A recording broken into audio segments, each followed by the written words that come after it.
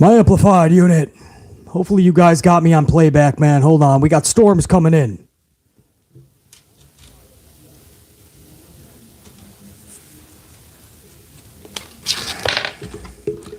Do a little playback check here, guys. Check, amp unit. Check, 1, 2, 3. B motherfucking C live. Do you guys got me?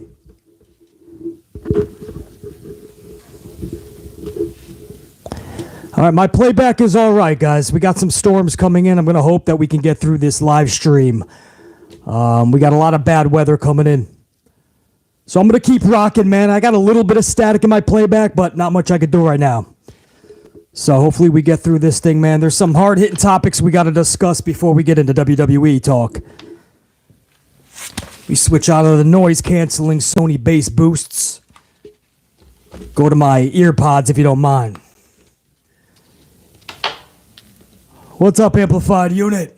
We're going to talk WWE RAW in just a little bit, guys. Just give me a few minutes. There's something way more important that just rocked BC to the core last night, and I know so many of you guys, man. Most of the nation for sure from what I'm seeing.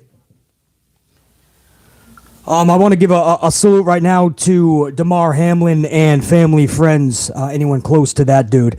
That is one tough son of a bitch to suffer what he suffered last night and to still be rocking with us, man. As of right now, that at the moment that I went live, which is just past noon Eastern time, we have not heard anything definitively. That is tragic news. It's a tragic situation, but there is still hope, man. He's in critical condition, but there is still hope. So as long as that is still there, I refuse to just I refuse to go to look at this any other way, and I just want his family, friends, anyone close to this dude to know that everybody is supporting this guy. And for those of you that don't know, it was the Bills-Bengals last night. They went head-to-head with WWE RAW, as Monday Night Football always does. This had big playoff implications. With 1 week left in the season, this was huge, this game. And the Bills taking on the Bengals. Number 3, who BC doesn't know a lot about because he's still so new to the league. He's 24 years old, but I believe the original player in his place got injured, so he was able to come in this season, and he made the best of that situation, and he turned into a little bit of a star in his own right. But BC and a lot of people still trying to learn about this kid because we haven't seen enough snaps from him. We just know that he tackles hard. He's not afraid to get in your way and take you out. That's the type of player you want on your team. So anyway, T. Higgins is running full throttle at this dude. Bengal player T. Higgins right into number 3, Damar Hamlin, and it hit him right. This is live on Monday Night Football, man. ABC's airing this telecast. ESPN is doing this telecast. I mean, multiple channels are broadcasting this. It's a huge playoff implication type matchup. Higgins is coming full speed, as he should be. And number 3, Damar Hamlin for the Bills, is staying his fucking place, standing his ground, and about to not just take the hit, but try to hit Higgins, as he should. It's a football play, guys. Nobody's at fault here. Higgins is doing what he was supposed to be doing, and Hamlin's doing exactly what he should be. But if you watch this play, it hit this dude. It hit Hamlin exactly. I mean, pinpoint, you would think, right in that heart area. And we see blunt chest hits all the time. So why was this one different? You guys would have to do research. I'm not going to do doctor work here, but I do know I have a lot of doctor friends from every type, whether surgical or straight PTs. And they all think it's one thing, and it starts with a C. I'm not even going to act like I know how to pronounce it. But it's a certain situation that is very rare. It's a phenomena where your R heartbeat, every time your heartbeat resets, it starts with a little R, then it goes all the way to like a P. I don't know, my alphabet when it comes to the heart, I think it's like a P. So it goes all the way up. That's the full heartbeat. And then on its way to reset, it goes over a little bit of a T, it's called.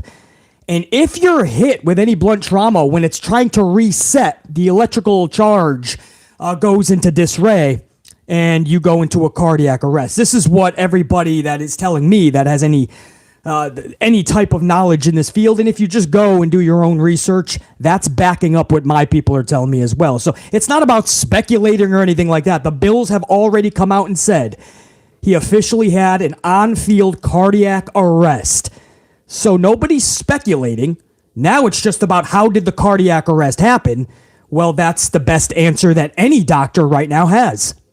So I doubt at all that the doctor seeing him is going to tell us anything that different. This was one of those freak accidents where as his heart is about to reset for another beat, he got hit dead on in the exact spot you do not want at that moment. It is something that is so rare. Maybe getting struck by lightning would be more possible. But either way, that is what happened. He gets up and then he just falls backwards. And anybody who watched it knew that was not like any other. If you've ever played football like BC, man, you have things you're concerned with. You don't ever enter a game with fear. You can't do that. Right? I stopped playing after my high school days because I did that thing. Instead of go to college, BC did that weird thing. What's it called? Oh, yeah, I was an idiot. And I went and did stupid shit anyway. Barroom fights, things like that, right? Instead of going to college, BC was a schmuck. So my days ended in high school, but we all have our concerns. Some people, it is a chest concern, right? I don't want to be running up a field and have a cardiac arrest, a heart attack. Other people, they were scared of concussions. They didn't want to get too many head injuries. For BC, it was never none of that. It was just my knee. As a running back, I was a tailback, which means I'm the one running the ball, and I got 11 dudes that just want to fucking kill the man with the football, basically. So I always was like, if anybody wants to go cheap, if my foot is stuck into the ground with the cleats and they hit me low, they could hit my knee to where my leg snaps back the other way and my kneecap twists the wrong way, and then my leg is three different ways. That was always BC's thing, man. Anybody who used to play football, you know what I'm talking about. Your cleats can get stuck, and if somebody hits you in your knee, your leg's going backwards. That's always what tripped up BC, man. But after last night, I mean, it's a shame that these kids now have, and I say kids, he's 24 years old, man. You know, these kids now have to worry about things like that. And I guess you always did. But I've never seen anything like that, guys. I'm probably going to stumble through it. And this is a wrestling podcast. We're going to get to Raw, don't worry. But this was a huge part of Monday Night Raw last night. Trust me. And you'll know more about that in upcoming videos. But this had a huge implications on just everything on Monday night. And 24 years old and such a good dude. Everything you're learning about him and everything that BC is learning. Do you realize this was his third year he was doing a toy drive, and he's 24? You know what that tells BC? At 21, he was already thinking of this shit to set up a toy drive.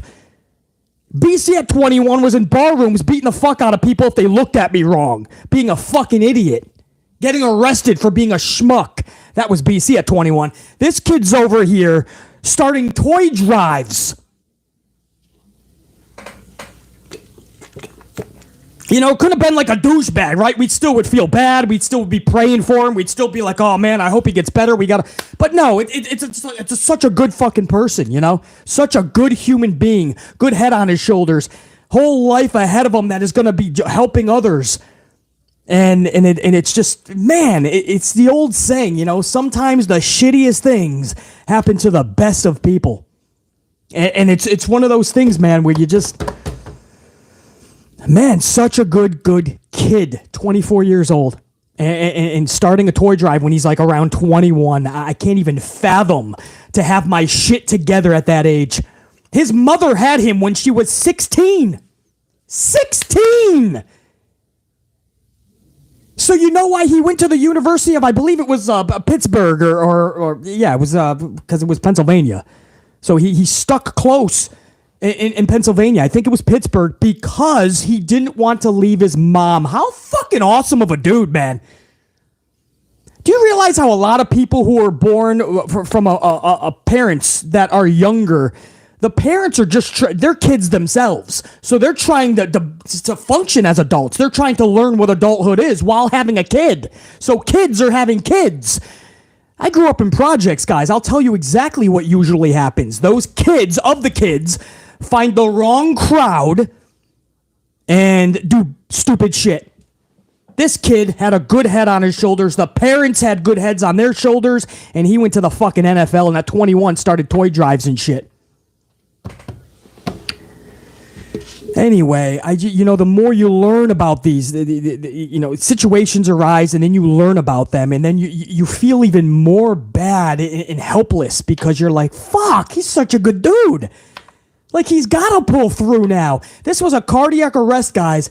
9 minutes he was getting CPR. He was going into the ambulance.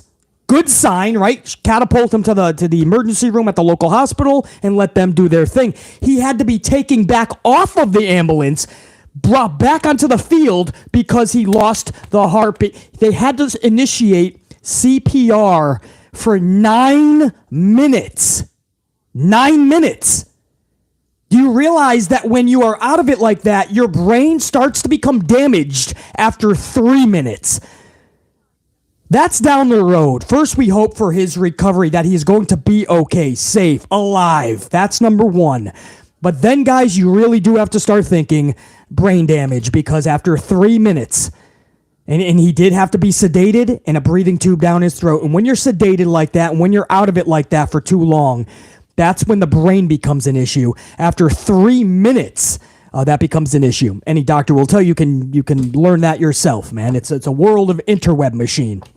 After 9 minutes, he was getting CPR, mimicking. CPR doesn't just try to get the heart going, guys. CPR is used to actually get the blood flowing, to mimic. It basically tries to trick the body into thinking that the heart is pumping blood, right? A lot of people just think it's just to try to get the heartbeat going again. Of course it is. But it's also to get the blood flowing. As long as you're pumping, the body, whether it's a heart or a pumping, it can pump blood. For 9 fucking minutes without him being able to do that, that's not good. Luckily and thankfully, he was at one of the best places you could fucking be for a tragedy like that, the NFL stadiums, which are filled with doctors. Each team has 3. The home team has a couple of extra. They have defibrillators. The best care, EMTs, everybody was there to pounce on this shit. If there's any chance of survival, this, ironically, is the best case scenario, to be at a place where they had all of that. I say that about Jerry Lawler. If you guys remember a few years ago, Dolph Ziggler, no fault of Dolph just put in a stiff elbow. And when it happened, BC said, damn, that went right into the heart of Jerry Lawler. You could see that thing go right into the heart of Lawler. About 20 minutes later at commentary, Jerry Lawler suffered a cardiac arrest. And I always remember that, and I was like, dude, if you're gonna be, I think it was Doc Samson. Doc Samson was right by him, and I'm like, dude, if you're gonna have a heart attack, you got a doctor right next to you. I mean, even though it's a shitty, tragic situation, it's always best to have a doc next to you if you're gonna have a shitty, tragic situation. You know, you don't want to be in an abandoned restaurant where your only person next to you is like Vince McMahon and one of his fucking legal assistants that he's trying to woo. You know the legal assistant probably isn't going to fucking pump your chest, and you damn well know Vince McMahon isn't going to do anything. He's going to look at you while you're on the fucking ground and say, the meal must go on. We must eat. The restaurant can't shut down. That would be Vinnie Mac, right? No. We try to make light of the situation, but if you're going to have a tragedy like this, bro, you gotta think, if you're surrounded by a fucking dozen doctors and EMTs, defibrillators right there, ambulance right there, people that know what they're doing, that's the best. And that's why I believe he's still with us right now. He has not, I'm not even going to say the words, guys. As I started this about 14, 15 minutes ago, he is still with us, man. It's not looking that great. He's in critical condition. His vitals came back, but he's just not able to do,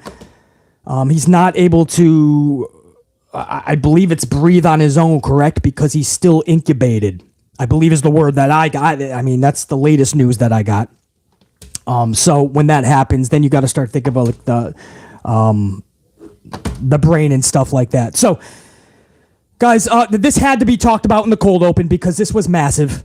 This was absolutely massive in the sporting world. It's not just because I'm a huge football, right? You guys know that BC's a massive football fan. It's not that hard over the past 5+ years that I've had this channel to know how much of a diehard Green Bay Packer fan I am, and how big of a week this was for us. If we win one more game, somehow coming back from 4-8, we're gonna make the playoffs. Playoffs! Somehow we're gonna make the playoffs. It looks like. If we beat the Detroit Lions on Sunday Night Football this upcoming Sunday night, I put up the new set to really reflect my passion for the Packers. And this was right before Raw last night. I put up the fucking jerseys. I'm like, yeah, man, we're going to show some love for the Packers. I'm going to show some love over, to the NFL and the playoffs. And then this comes out. You can't make that shit up. And this, for the first time ever, guys, not first time. Well, under these circumstances, this is the first time that the NFL postponed the game afterwards. They shut down the game, literally shut it down. And it's because the players weren't, they gave them 5 minutes to warm up at first. The players said, fuck you. The players refused to warm up. So then the coaches had to get together with the refs and the NFL bigwigs, and they called to New York, Park Avenue, that's NFL headquarters, and they literally said, my players aren't playing anymore, so you can either do it this way or there is no game, but we're going to postpone it anyway. And then the NFL said, all right, we're going to bring the teams to their locker rooms and we'll discuss. The coaches got back together, got back on the phone with New York, and said, I don't know what you're not understanding. We're not playing anymore tonight. And it took the NFL another hour to finally say we're postponed. And now I understand you have to call the NFL Players Association, the NFLPA as well. They have to be in cooperation with your decision. If you guys don't know how that works, that's their union progression. And without the union progression, you're fucked.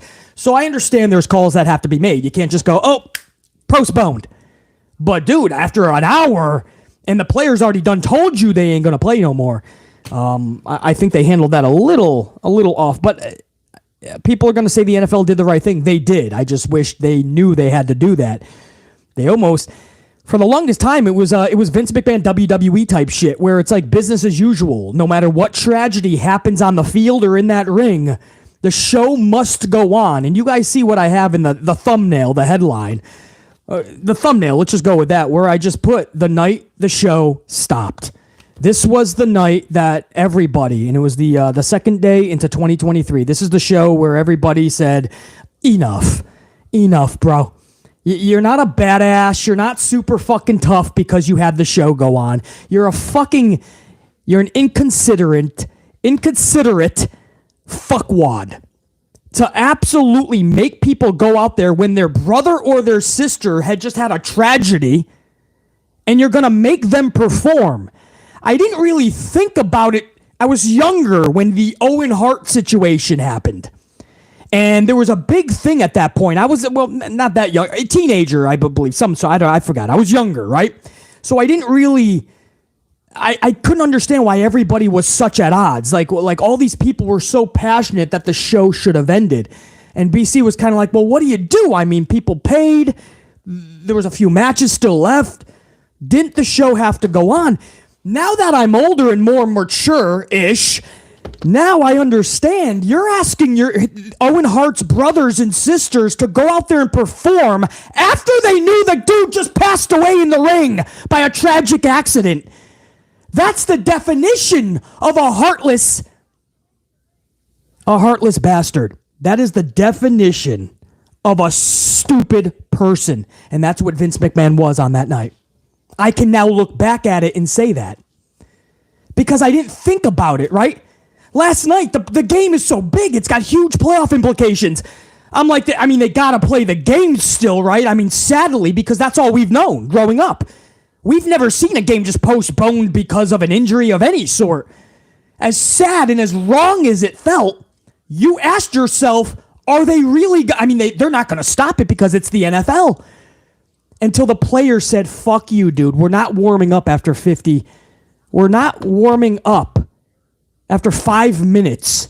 After our brother just suffered a heart attack, a cardiac arrest, and we don't know if he's even going to live through the night, and you want us to go play a football game?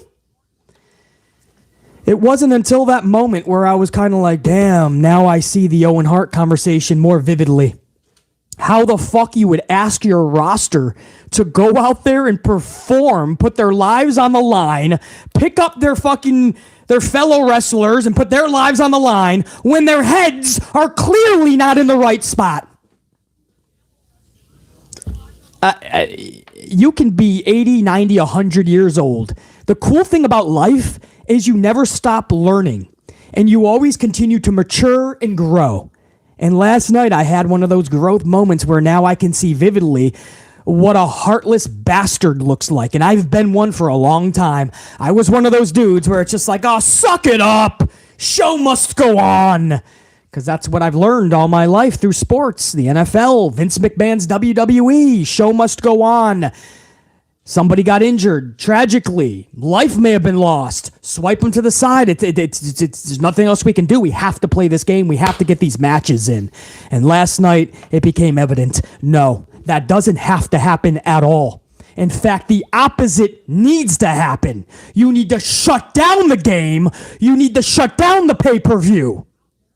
Let the brothers and the sisters of this young man, or in certain cases, young woman, let them grieve and process what is happening.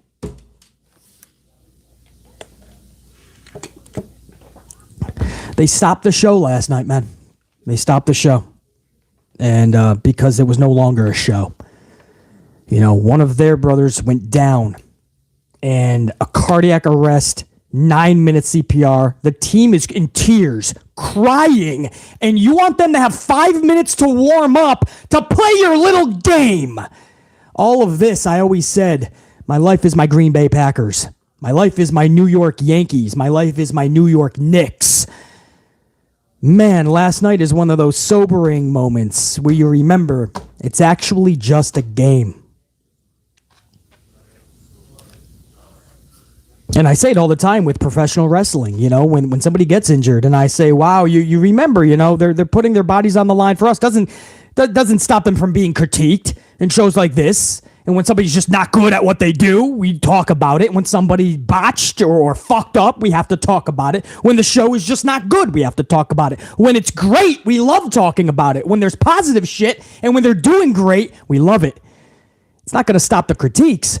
But we always say first and foremost, we appreciate them doing everything they do for us throughout the year, because especially in WWE, they don't really give a fuck, unfortunately. If they did, they would have health benefits. If they did, they would be called employees, not independent contractors. If they did, maybe there would be the U word. You know, I'm not allowed to use that word. Vinnie Mac gets upset.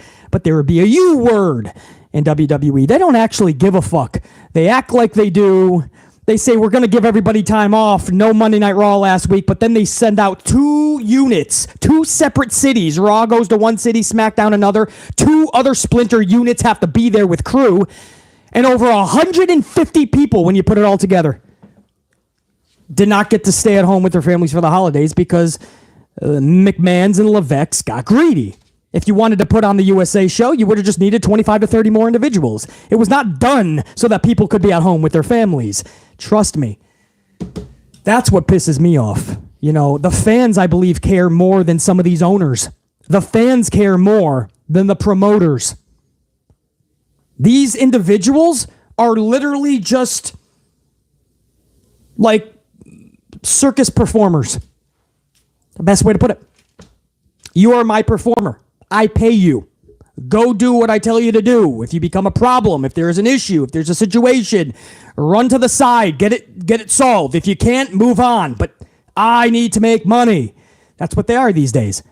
That's all they are. And these people that don't even become human beings to them, they're just there, that they own them, right? You're mine. You're my, I put a fucking price tag right over you. I paid for your services. Do this. That's what Vince has done for so long. I feel like that's what the NFL has done for so long as well. 24 years old. Dude is clinging to his life right now. Chat, I know most of you guys may not even watch NFL, don't even know what I'm talking about, and you just listen for 25 minutes. I still need you to do me a favor. And if you're religious or not, it's not even a debate. If you don't want to do this, that's fine. Whether you're religious or not, I'm asking then that you just send well wishes, respect, thoughts, prayers, strength, and love over to Damar Hamlin, his family, and close friends, and his situation. If you are religious or you believe that in the power of prayer and that us coming together can help strengthen, if not Damar, then his family and friends, then I would ask in the chat if you just put up the prayer emojis. If you think that this type of stuff can help the family and seeing this type of support throughout social, throughout platforms like this, throughout the podcasting world, if you think that they come across what you guys are doing right now in the chat, if you think that that will help, which I honestly, obviously would help a family and friends who are sitting right now in a hospital lobby, probably getting no new word in hours, and they're just watching shit like this, all of the love pour in, yeah, something tells me that would help them. So I appreciate all the love right now over to, I appreciate all you guys, man. That's awesome. I'm looking at that on the bigger screen right now, what you guys are doing in the chat. Thank you. It helps BC that I'm just not the only one just in awe of what happened.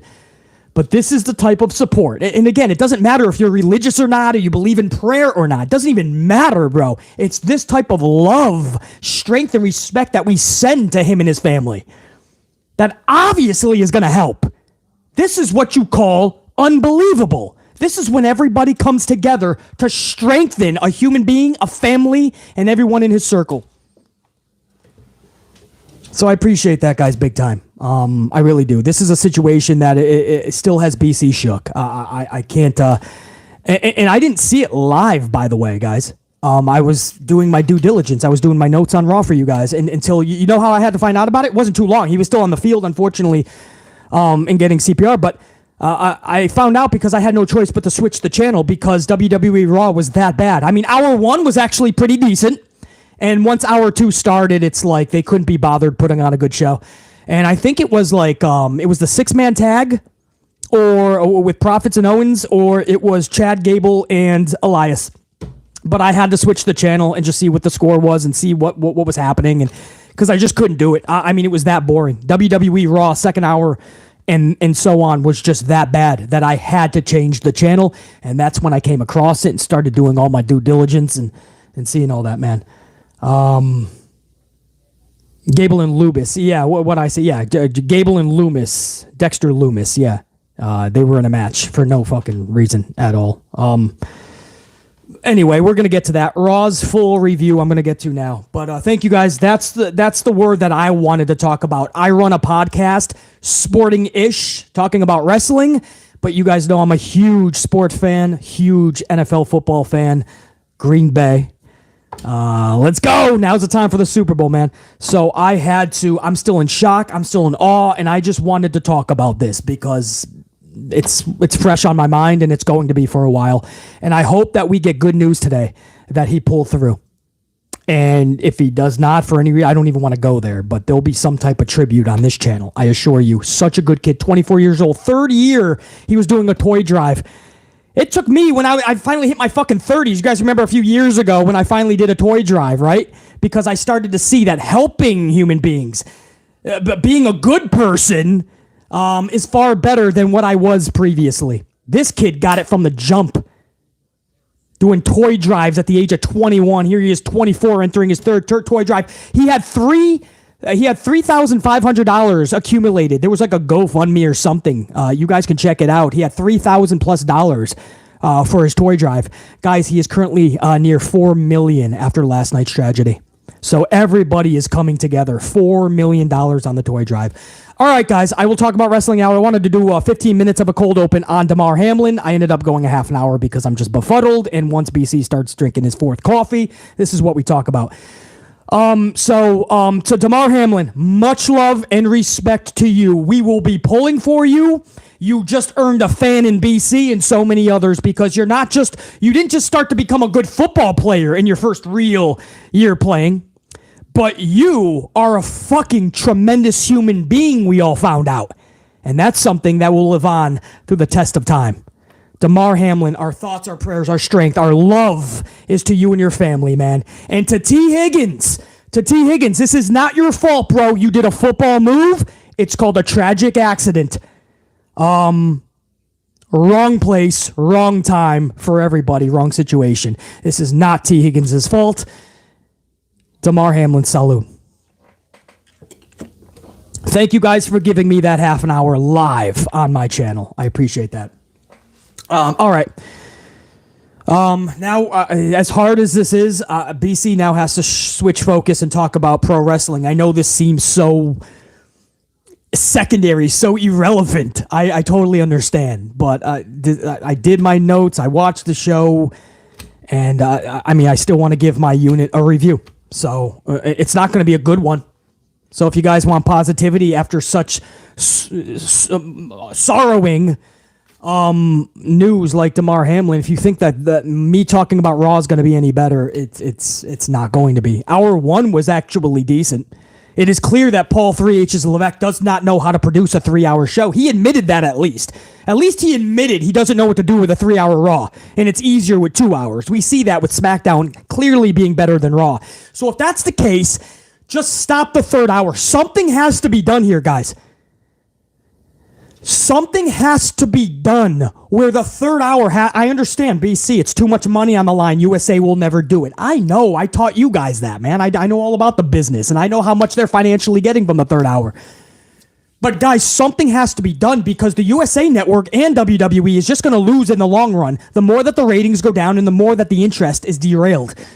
USA Network is going to find out sooner rather than later if they keep on this trajectory. And WWE is suffering because they refuse to talk to the USA Network to get rid of the 3rd hour. And it sucks to say that because you would think, man, we want to be entertained on Monday night. We want to watch an extra hour of wrestling. Why not? That sounds like a Christmas gift for us throughout the year. And it's been so bad that now fans are asking that you remove the 3rd hour. You know it's pretty bad when we're asking you to get rid of an hour of wrestling. You know that's bad.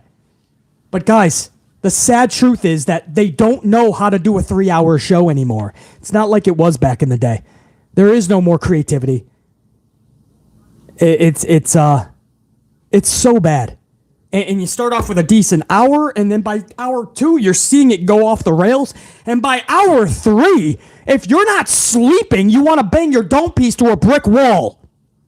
That's the truth, man. You guys know that. But let's just see how true BC is being right now. Let's see how real, right? Let's go over it together, and then you guys can tell me what was so glorious about the show if you disagree with BC. You guys ready? So, and thank you guys, man, for the 150. I just noticed that too, man. We just went over the cold open for a half an hour, and we're over 150 on the ups, headed toward 200. I really appreciate that. I totally forgot to even mention that. We were talking about something way more serious than pro wrestling or likes, but I do appreciate the $150 of you guys for that love. That's actually awesome. So let's go to 200 as we get this review going. And I see a lot of gold card members up in here, man. Those green names with the gold. My Green Bay Packer colors. Thank you for all my gold card members who showed up in big force for this stream as well. Appreciate it. And to my non-gold members as well, man. I see a lot of my tried and trues up in here. Much love and respect. Let's go over this, guys. Show starts with the Bloodline causing havoc at ringside. Every member is stating that it's by the orders of the tribal chief. So then Kevin Owens hits the top of the ramp. Zayn says, and I quote, "This is a hostile takeover of Raw." Owens is not scared at all of these motherfuckers, which doesn't say much about the Bloodline. Owens says, and I quote, "I was gonna say something, that's why I have a microphone. But now, I just want to punch you in the face." And he literally drops the mic and he goes to the ring. Okay, I don't know what that's supposed to mean for the Bloodline. Adam Pearce comes storming down with a bunch of officials, cuts off Owens, and says, "Please, no, Owens, don't do it, Owens." So Owens stops and he says, What do you suggest, buddy?" Adam Pearce is ordering the Bloodline out of the ring. He says, "You just hold off. Let me take care of this." He orders the Bloodline out of the ring. Bloodline instead takes out all of Pearce's security. Pearce then orders the entire Raw locker room to the ring to try to remove the Bloodline. After a brief battle, the Bloodline makes a wise decision and retreats. But Pearce says, "Not so fast. You want to show up to work? It's time I put you to work." he orders every member of the Bloodline to be in a match tonight, meaning last night. Now, from the jump, guys, I love the urgency, and we had a little bit of life on a Monday Night Raw. What a concept, right? A little bit of a lifeline on Raw. What a crazy concept. There was some urgency, a little bit different, right? It sucks that it was all just to lead to a bunch of matches, a bunch of irrelevant, nonsensical, meaningless matches. Kevin Owens is just going to team up with more fucking people. All we've seen the past month plus is Owens tagging up with different people. A Riddle or John Cena, an Elias, Profits last night to take on Bloodline members. That's all we're seeing. So if you guys are telling me that we're going to get Roman versus Owens at Royal Rumble, something I'm okay with, there's no storyline. If the storyline is Owens is just fighting the Bloodline every week with a different tag team partner, guys, that's not a storyline. That's called redundancy. So, of course, we're not going to be any more excited to see this rematch at the Rumble. And by the way, yes, it is a rematch already. I've already seen you, whether you remember or not, I totally understand. You've already seen Roman and Kevin Owens several times. So first of all, it's a rematch. Second of all, we don't even have a story, guys. It's redundancy. How many times can you see Kevin Owens take on any formation of the Bloodline? So that's number one. Solo Sikoa is put into a Music City street fight. A Music City street fight. Is that really the best way to utilize Solo Sikoa? Having him get fucking tapped on the ass with a flute. Or I'm going to hit you with my ukulele. I'm going to throw you into the drum set, Solo. That doesn't seem like a badass match that a badass would be in. I don't think that I would. I know, I'm being generous. I would not book Solo Sikoa into a Music City street fight so he can be fucking tapped in the ass with a flute.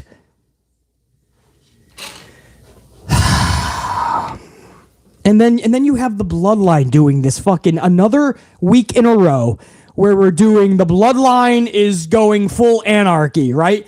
The old school NWO or Nexus. You guys remember when Nexus took over? That was actually badass. And then they just went off the rails because John Cena went into business for himself and made stupid decisions. But you know, my thing with this is that the Bloodline doesn't need this type of booking. This is not the Bloodline, bro. The Bloodline is not booked to be badasses like that. The Bloodline, on their own, when they are a group, is next level. They don't need to be the renegade badasses. It just doesn't work. You're trying to be the NWO, and it's going to fail because the Usos, who are one of my favorite tag teams in the world, I love the Usos. But if you're going to do this, then their comparison is Hall and Nash. Diesel and Razor Ramon, Hall and Nash of the NWO, right? That would be the equivalent. It's supposed to be anyway, and it's not. And then you tell me that Sami Zayn, his equivalent would be Macho Man Randy Savage. That's not. Roman and Hulk Hogan would be the equivalent. Okay, at least Roman is larger-than-life superstar status at this point. Nowhere near what Hogan was. But okay, I'm willing to wash that. But you're telling me that the Usos and Sami Zayn are taking over a locker room when the Usos never win a match. And again, I'm a big fan of the Usos. I know they're tag champions, but they're always losing. They're always looking like fucking idiots, and they're always running away from fucking people beating the shit out of them. Sami Zayn just started a winning streak, 2-match winning streak maybe, recently. And now they're taking over a locker room. I just want it to make sense, guys. If you're going to do an angle where a group is taking over a locker room or beating the fuck out of the entire locker room, why not Judgment Day? Judgment Day needs that type of booking. Judgment Day, starting the show, showing everybody why everybody should be concerned with Judgment Day. That is compelling television. When it's a group that doesn't need to be the renegade badasses, it doesn't make sense and it just doesn't work. Because you know at the end of the day, they're just going to be in matches. Because at the end of the day, WWE only looks at them as the lackeys of Roman Reigns. So I just would have chose Judgment Day to be in these segments more than Bloodline. Bloodline doesn't need it, guys. They don't. And as an Usos fan, it looks weird to see them trying to take over an entire locker room. It's like, bro, try to win your matches.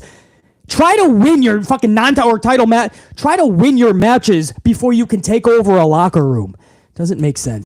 Judgment Day is what I would have had in those circumstances. And when it was all said and done, it was just to lead into matches anyway. And when they did this 2 weeks ago, you guys remember what happened?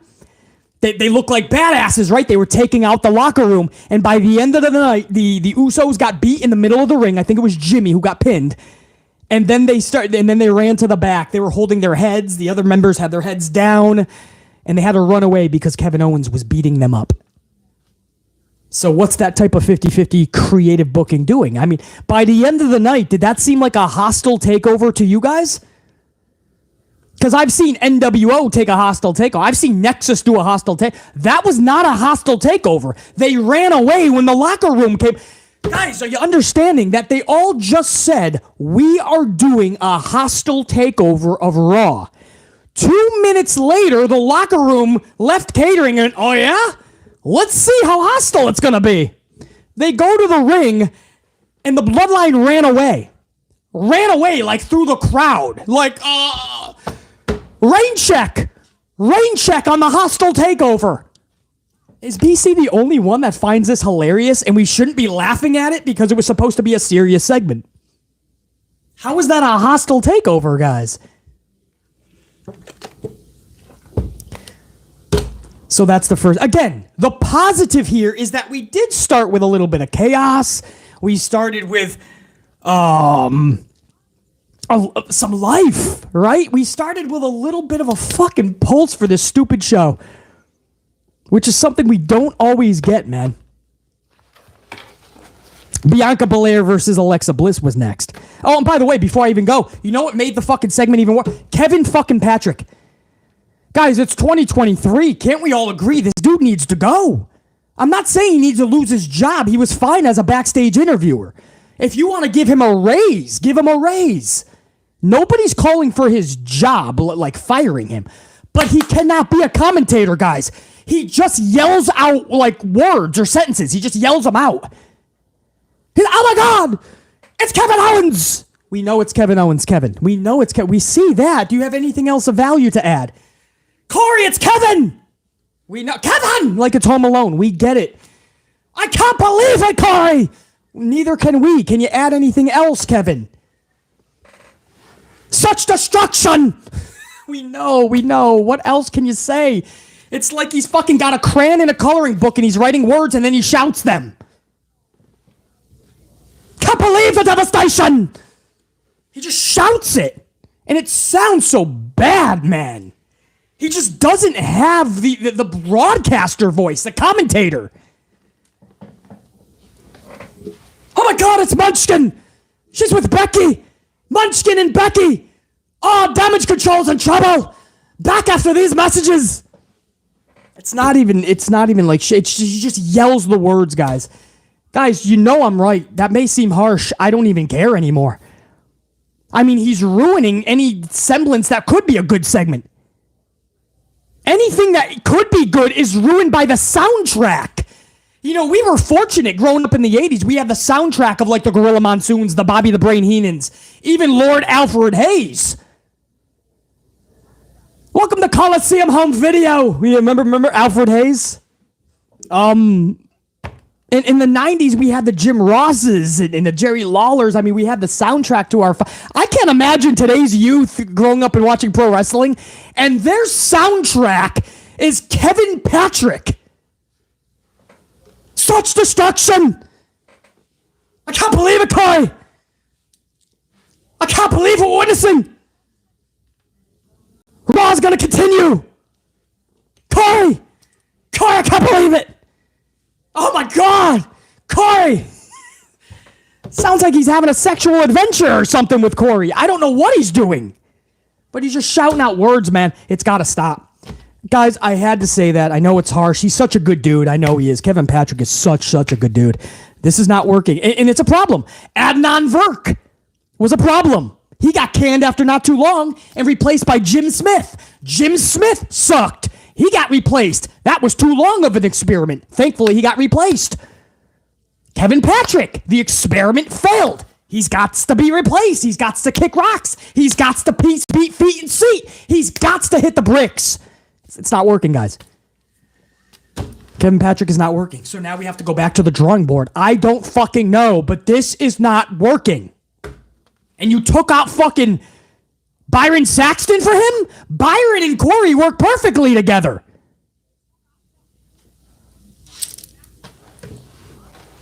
The last 3 Raw broadcasters suck. Absolutely to the highest degree. Adnan Verka, Jim Smith, and Kevin Patrick. Do away with them and give us a soundtrack. Because 3 hours every Monday night, we as fans need a soundtrack. I couldn't imagine 20 years from now if WWE decides to produce a star and they become a Hall of Famer. I can't imagine if we're all watching a 5-minute Hall of Fame video package of somebody about to go into the Hall of Fame and this is the fucking soundtrack to all of their highlighted memories. Okay, now I will move on. Bianca Belair versus Alexa Bliss. This probably pissed off a lot of the community, and that's fine. It was one of the only bright parts of the fucking night. Raw Women's Championship. Bliss had her nose busted up, bleeding pretty bad at the start. Belair was getting heated with Alexa. Belair was not happy with Alexa. There was a sequence where Belair was to deliver 3 body slams consecutively, and Bliss was super slow, I guess, to get up fast enough. So Belair was loudly screaming, "Get up, get up, get up!" And you could hear it. It was like on Friday night with John Cena calling everything out too loudly, man. We know he's known for that. And then Jessica Carr, referee Jess, who I love, she was yelling out the timing, the timing codes, 60 seconds, 20 seconds, go home. They were just yelling it as if we weren't live on the air. Bianca was just yelling, "Get up, get up, get up." So she was not happy with her, and then it got messy after that. Bliss was not too happy with Belair either, as there was a sequence where Belair was taking Bliss from corner to corner, ramming her head into the top of the turnbuckle. And Belair was about to take her to the southwest pole from camera side.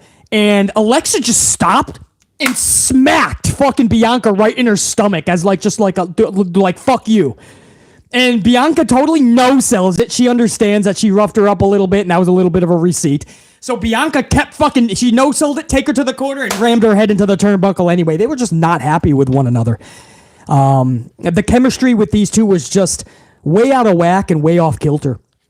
But the finish was fucking beautiful. A bunch of dudes show up in the crowd with masks. I couldn't tell if they were uncle masks or not, but I think they were howdy masks. Creepy nonetheless. Then Wyatt's logo starts appearing on the Tron. Bliss totally snaps. She takes out the ref, destroys Belair, man. Takes her to the outside. Sister Abigail on the steps. Belair is bloodied on the side of her fucking mouth, or maybe coming from her mouth. That sounded fucking way too kinky. You guys know what I'm talking about. The blood was on her fucking mouth. Alexa goes to walk away. Crowd starts chanting one more time, a few people. Alexa comes back.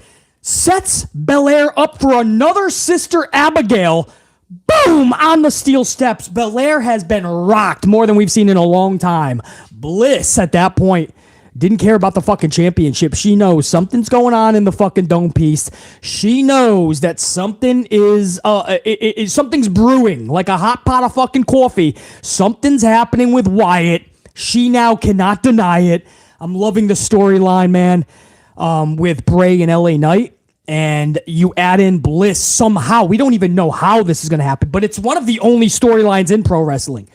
One of the only storylines, and it just happens to be for BC really good. Now, there might be a lot of you guys that don't like this. You don't like Supernatural. You think this is stupid. I want winners and losers. This should be more of a combative sport that we need to take seriously as far as winners and losers. No, if you want that, go watch UFC. Go watch boxing. Go watch the NFL. To see who can win and lose properly. Pro wrestling is not about just winners and losers or bangers, guys. It's about stories. It's about shit that we can... It's an entertainment show. You may not want to hear that, right? The word entertainment when it comes to wrestling, but that's what it is, guys. These are performers. So you may not want to hear that, but if you don't like what Alexa Bliss did, I understand that you want more bangers. I don't understand how, actually. I take that back because you get so many bangers. You know what we don't get enough of? Storylines. I'm loving what they're doing with Alexa Bliss. She had nothing going for her. This was a good fucking way to get out of this match with Belair keeping her title, but Alexa losing nothing. And in fact, just adding more steam and intrigue into what she's doing. This was one of the only good parts of the night. And again, for the winner-loser fans, you can fuck off because I don't know what to tell you. This was clearly working. Go back and watch. Don't take BC's word for it. Whether you like this segment or not, watch the crowd. Everybody is on their feet. Everybody. I say this about WrestleMania when it was Wyatt and Alexa. Alexa was up on that Jack in the Box, whatever the fuck it's called, and they were staring at each other. Look at the crowd on their feet. Everybody yelling, "Holy shit! Holy shit!" It was the most electric part of WrestleMania, or one of, as far as chance for sure. And that was Bray and Alexa. And back then, we used to hear a lot of people go, "This sucks. Supernatural. It's bullshit." And it was one of the only things that got everybody on their feet. And Bray Wyatt is constantly the top in the ratings and top in merchandise. And when he was with Alexa, it was no different. And Lily the fucking doll, that stupid ugly doll, is still one of the best merchandise sellers, or was anyway up until fucking December of last year. That tells you something. But as far as this goes, this is one of those things where you listen to the crowd, they're on their feet, and then as Alexa's going back the second time, they're chanting, "One more time! One more time!" They wanted more. Bianca's supposed to be the face, guys. Chat, do you realize that Bianca is the face? And fans are so behind Alexa and what they're doing, they started chanting, "One more time! One more time!" They wanted to see this Alexa do it again. But no, don't take BC's word. Let's just act like Supernatural sucks and this is ruining pro wrestling. No. We don't see enough storylines. We don't see enough things that actually intrigue us anymore. The problem is we move the goalposts of what wrestling is to a point of no return, right? Wrestling is no longer about larger-than-life characters and storylines that matter, that culminate in a badass match or a badass moment at a pay-per-view. No, wrestling today is banger after banger after banger. In fact, we just blow our fucking load during the TV shows during the week. We don't even care about the pay-per-views anymore. That is one of the reasons pro wrestling is on life support. No. Absolutely not.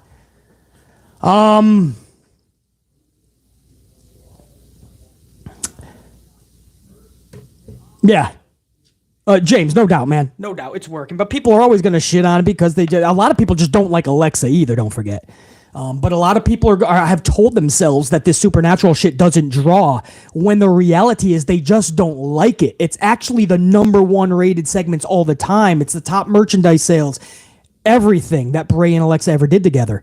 So it's not that it's not working. It's actually working the best part of the show. It's the best part, like factually, statistics, metrics, numbers. It's just the fact that they don't like it. So then they try to make it a factual statement that it sucks and it doesn't work.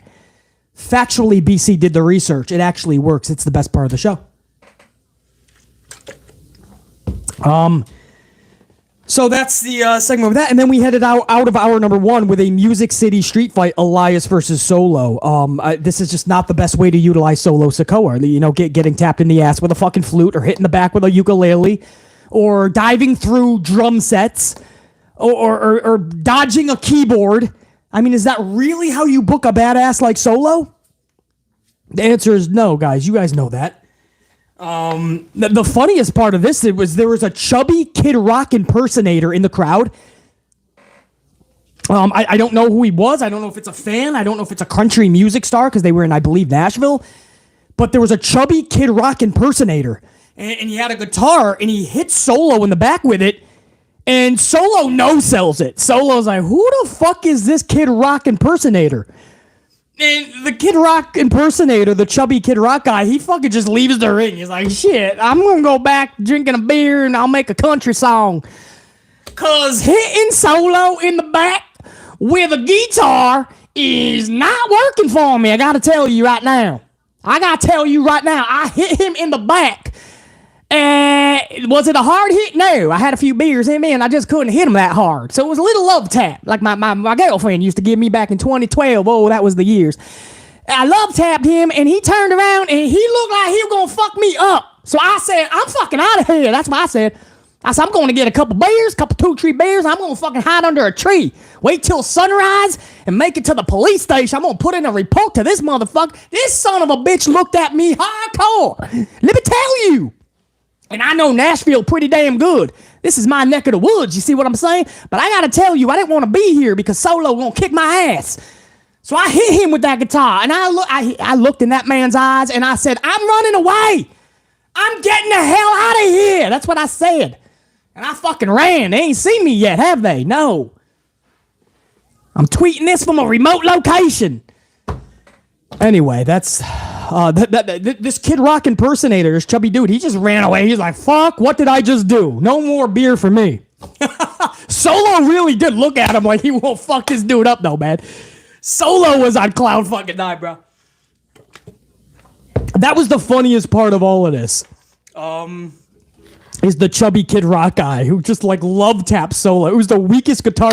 If you guys remember Alexa Bliss versus Bailey, it was a kendo stick on a pole match. I think this was at Extreme Rules several years ago, and they were just love tapping each other. It was one of the worst matches in pro wrestling history.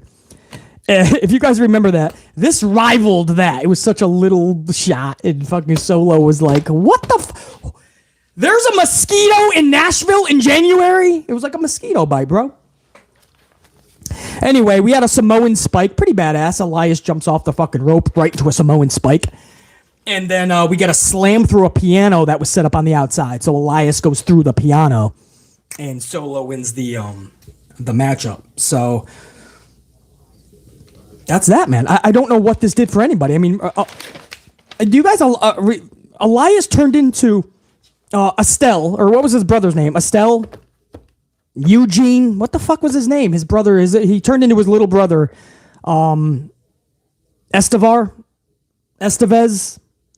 What the fuck was Elias's name? Ezekiel! Jared9, James Shrimp Fajitas, Brian, thank you guys. Ezekiel, not Estelle. So he turns into Ezekiel. He gets fucking nothing. He gets beat a bunch, and then he goes into the woods. Remember his vignettes? He got lost in the woods with fucking Veer Mahan for fucking 6 months, probably drinking beers with the fucking chubby Kid Rock impersonator. So they all got lost in the woods, straight Blair Witch Project status. After 7 months, they get unlocked. Elias comes back as Elias, and he still loses every one of his matches, bro. So I don't know. I don't know what... Did H talk to Elias and was like, we're going to have you come back as Elias, and you're still going to be a little bitch boy. I don't have anything for you. But if you want to wrestle, you can lose a bunch of matches. And that's what Elias is doing. And Solo in a Music City street fight just doesn't seem proper to BC. That's not good booking. That's lazy booking. So that's what we did. Now, going into hour number 2, we see let me give a salute to my amp unit, by the way. We went over 200 on the ups while I was going over hour 1. I appreciate that, guys. We are headed toward 250 live on the ups. I so appreciate that because I went on the air with, as I always do, this was 24 minutes of notice before I went live today. Only 24 minutes of notice. So as I always say, thousands of people are going to catch this over the next 24 hours. You guys are going to make that happen, man. That's why I appreciate that, man. Show the algorithm some love. Show BC some love. And people will know that we went live. So I really do appreciate that. Let's take that to 250 plus. Hour number 2, we see a 6-man Snorefest. It was the Street Profits and Kevin Owens versus the Usos and Sami Zayn. Guys, honestly, man, look at the crowd. Listen to the crowd. Watch the crowd last night. I can't blame them. What the fuck are we doing? What is this? I mean, this is our 3 hours of our Monday night. We're exhausted from the holidays. We have work tomorrow, school, errands to do. Whatever you are doing in life, whatever your situation, you probably have things to do today, right? BC was up at 4 a.m. doing shit, and I got a whole fucking night ahead of me. This is my hobby time right here. We got things to do. It's Monday Night Prime Time, and we're having a fucking nonsensical match for what? What does this lead to? It's the Usos and the Profits for 1,000th time, and it's Kevin Owens taking on the Bloodline for the 1,000th time. And then you wonder, guys, why the crowd was absolutely like, can this be over after minute 1? Kevin Owens, they are just putting anyone and everyone with Kevin Owens against the Bloodline. Matt Riddle, Elias, John Cena, the Street Profits. Guys, at this point, the list is going to be longer than the roster. And you're telling me this is the storyline to get to Roman and Kevin Owens for maybe Royal Rumble? This is not a storyline. This is called redundancy. This is not making people intrigued to see Roman and Kevin. By the time we get to the Royal Rumble, we're not going to say, whoa, what a storyline. Did you guys see the last 2 months? I know. Owens was with John Cena against Roman, and he already took on Roman. What am I doing, right? Kevin already took on Roman. He took on Roman and Sammy. Then he was with Elias when they took on the Usos. You guys remember that? Oh, then he was with fucking Riddle when they took on the Usos. Man, how many more people can we see this dude with? Remember when he was in the 6-man tag with the Street Profits? Wow! This story is epic. Guys, this is not a storyline. This is redundancy, and it is so fucking sad to see. By the time we get to Roman Reigns and KO's rematch, because it's a match we've already seen in the past several times, it won't be a storyline. It'll just be redundancy. Mark my words on that. I already know what I'm talking about. Crowd gave 0 fucks for every one of these 16 minutes, guys. And when Zayn pinned Dawkins off of a haluva kick, no one gave a single flying fuck. Don't take my word for it. Check it out yourself. Nobody gave a single flying fuck after a 16-minute banger. Because it did nothing. Hour number 2 started off as fucking redundant and as pointless and as lackluster and as lazy as humanly possible. Post-match, Sheamus and Drew McIntyre hit the ring and take out the Bloodline, including Solo Sikoa. So Sikoa went down there. Sheamus and Drew show up, and they just destroy the blood. This is a group that at the start of the show said, we're doing a hostile takeover. And in 10 seconds, Drew and Sheamus clear out the entire Bloodline, minus a Roman. And on top of that, the crowd was as confused as BC. What the fuck happened to the brand split? There literally is none, and there has been no brand split. And just like 2022... the same in 2023. They don't even care anymore, guys. They can't even be bothered to come up with an explanation as to why people are just chilling in their wrestling fucking costumes, outfits, chilling and catering, or through the fucking lobby door and jumping the barricade. They can't even be bothered to give us a reason. Sheamus and Drew are not champions. They're on SmackDown, and they're just in a Raw ring, where the whole Bloodline has already been hostile takeovering.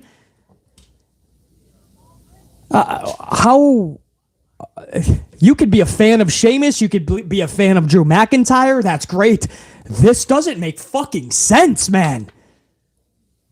And you make the Bloodline look like fucking geeks. We're doing a hostile takeover. Then the roster comes out 30 seconds later, and they run for their lives through the crowd. Wow. What a hostile takeover.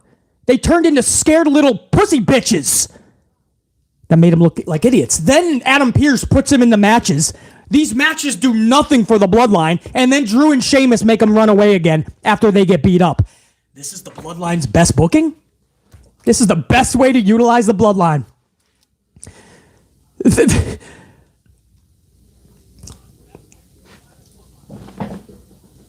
I can't. Sheamus and go back. But man, if you think this is just BC being harsh, listen to the crowd. I mean, we respect Drew McIntyre and Sheamus. You guys know that. A lot of you guys are fans of either or both of these individuals.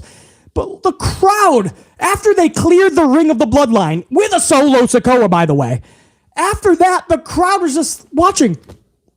Nobody gave a fuck about Drew or Sheamus. Everyone was confused as fuck. They came over from SmackDown for what?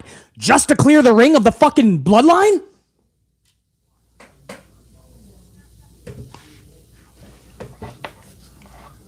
Honestly. Fucking absolutely batshit boggling. And this is the type of shit. This is the type of shit that people will go, oh, it's good though, man. It's good. It'll lead to something with Drew and Sheamus.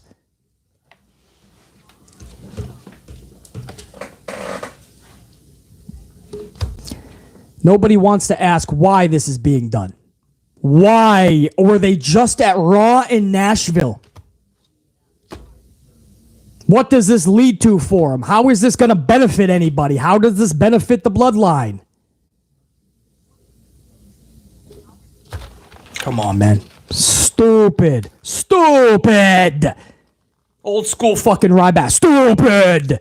But BC's the only one that's going to fucking say that. Could you imagine if Davante Adams hit Lambeau Field this Sunday night to catapult my Packers into the playoffs?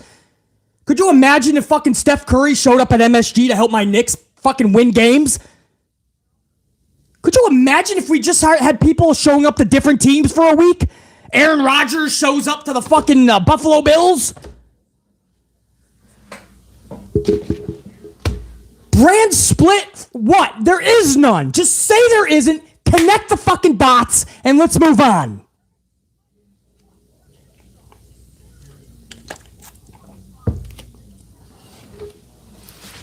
$250. Let's get that $250. Come on, unit. Step up. $250 plus. Let's rock. That coffee's hitting in, man. There's no reason we don't get amplified on motherfuckers. We don't start smacking the shit out of motherfuckers. Show up and show out. Or get out. If you can't handle the amplification, I'll personally boot you. Because that makes me happy. Smacking around bitch boy Braden's. $250, by the way. Awesome. You guys rock. I love smacking little bitch boy Braden's off the channel, man. Boom! Boom! But if you can handle the amplification like my unit, yeah! That coffee's hitting, brah. All right, so Dexter Loomis, Chad Gable. This was just a match for zero reason. Literally no reason for BC to care or to be entertained. So I switched over to the Bills and the Bengals game, guys. I switched over to the Bills and Bengals to see the score, and that's when I found out about Damar Hamlin. Needless to say, Loomis and Gable could kick rocks and hit the bricks at that point, man. I seriously did not care about any of that. The big thing for BC was just what was happening on Monday Night Football, what was happening with the Bills, what was happening with Damar, and I think that's where the rest of the world kind of was. And WWE could not even fucking give us like a... You know, there was a moment where they were just saying the same thing, and you just wanted to get away from it for a second because they were just... It was doom and gloom, the whole Damar Hamlin situation, and you were just they were repeating themselves, and you just needed a moment to just be entertained, but take your mind off something, and you couldn't have WWE did not do that, guys. WWE did not do that. They couldn't entertain us. They're giving us this weird six-man tag, then they give us this stupid fucking Gable-Loomis match, which literally made BC turn the fucking channel. And I'm glad I did, because that's when I found out about the Damar Hamlin thing and did my research and my due diligence, and I learned a lot of things and talked to a lot of people. And yeah, that's when that kicked in. But I probably wouldn't have switched until maybe the third hour had WWE not gone so bad. And guys, I never went back to even see how the match ended. Do I even want to know? It's got to be something stupid, obviously, to give us a pointless match like that. I bet you Loomis and Gable was bad. Unit, tell me how that match ended, because I never went back and checked it out, to be honest with you. I just didn't give a fuck about it. Usually I go back and I do my due diligence for you guys. And it was such a fucking pathetic match to me, and it was just so boring, and I just felt so fucking emotionless with this match that I didn't even go back and check it out. No way! GR9! Are you serious? Hero, it was a fruit roll-up? So Gable lost again via a fruit roll-up. The fucking fruitiness was out. Wisdom of Charlie Grin. Confirming via the fruit that he picked up at the local market. Wow. I mean, I shouldn't be shocked, but I guess I'm mind-boggled by this bullshit. Wow, man. Yeah, JR9, first one of 2023. The fruitiness by Paul 3H's Levesque rears its ugly head. The very first show of 2023. Wow, bro. Gable just got fruit roll-upped. I'm absolutely, that goes... Hold on, you know what? If you don't mind, I'd like to see something too.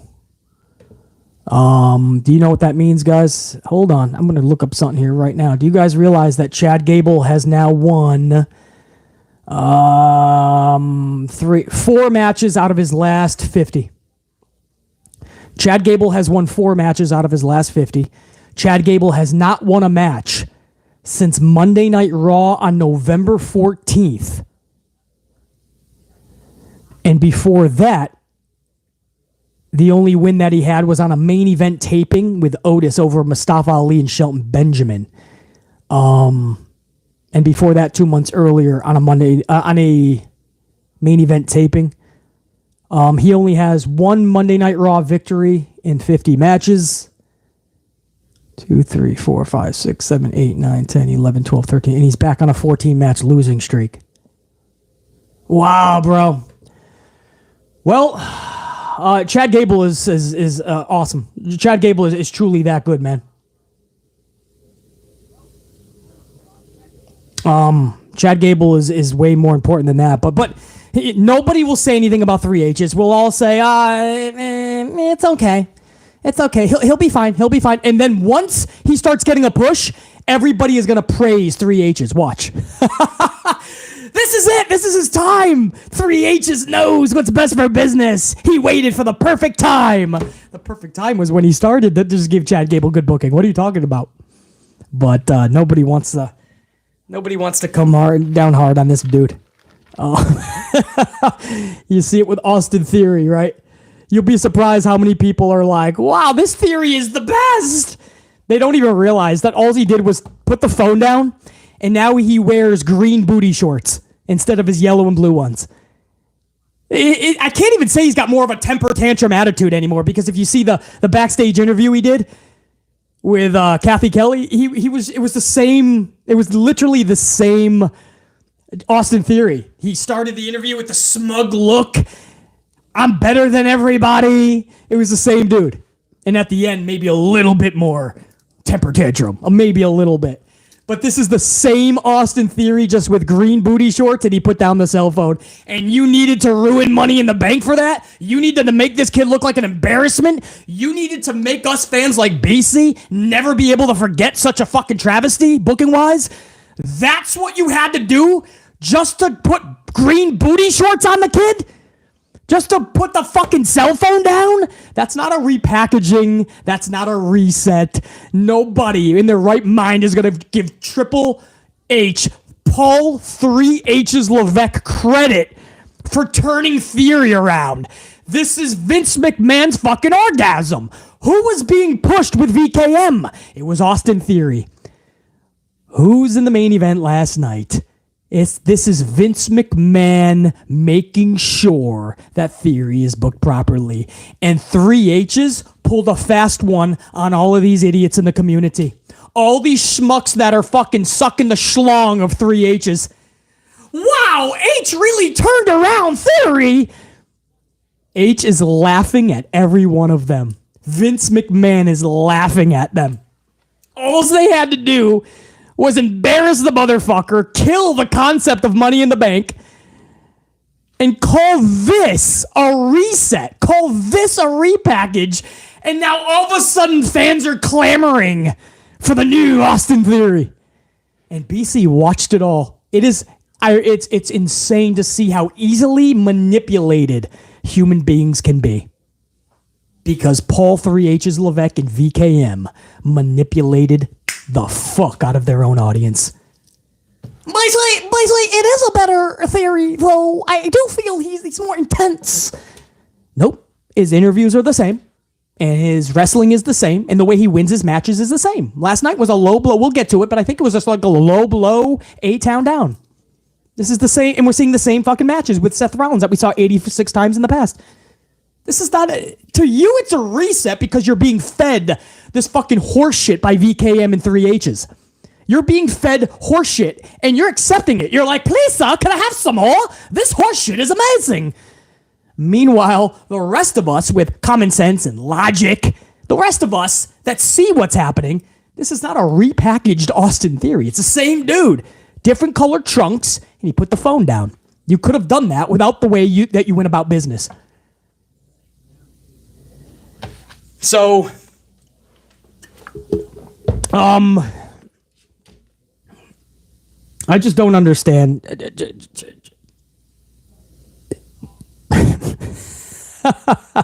I don't understand, man. Dexter Loomis and Chad Gable goes into fucking. Let's go back to Chad. Chad Gable. Yay or nay on Gable? Do you think this kid has talent? Chat, light it up if you think Gable has talent. If not, then you're okay with this booking.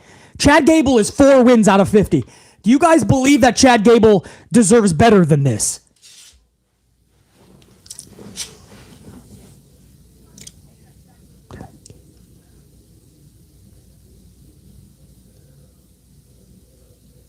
Most of you guys understand, man, Chad Gable's, and it's not just wrestling, right? It's not just that he can put on bangers.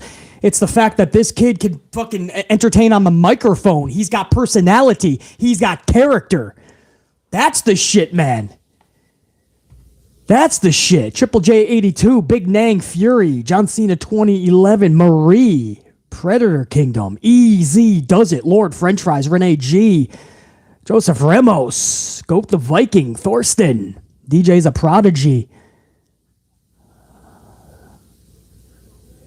PB Sillapride, Sir Charles.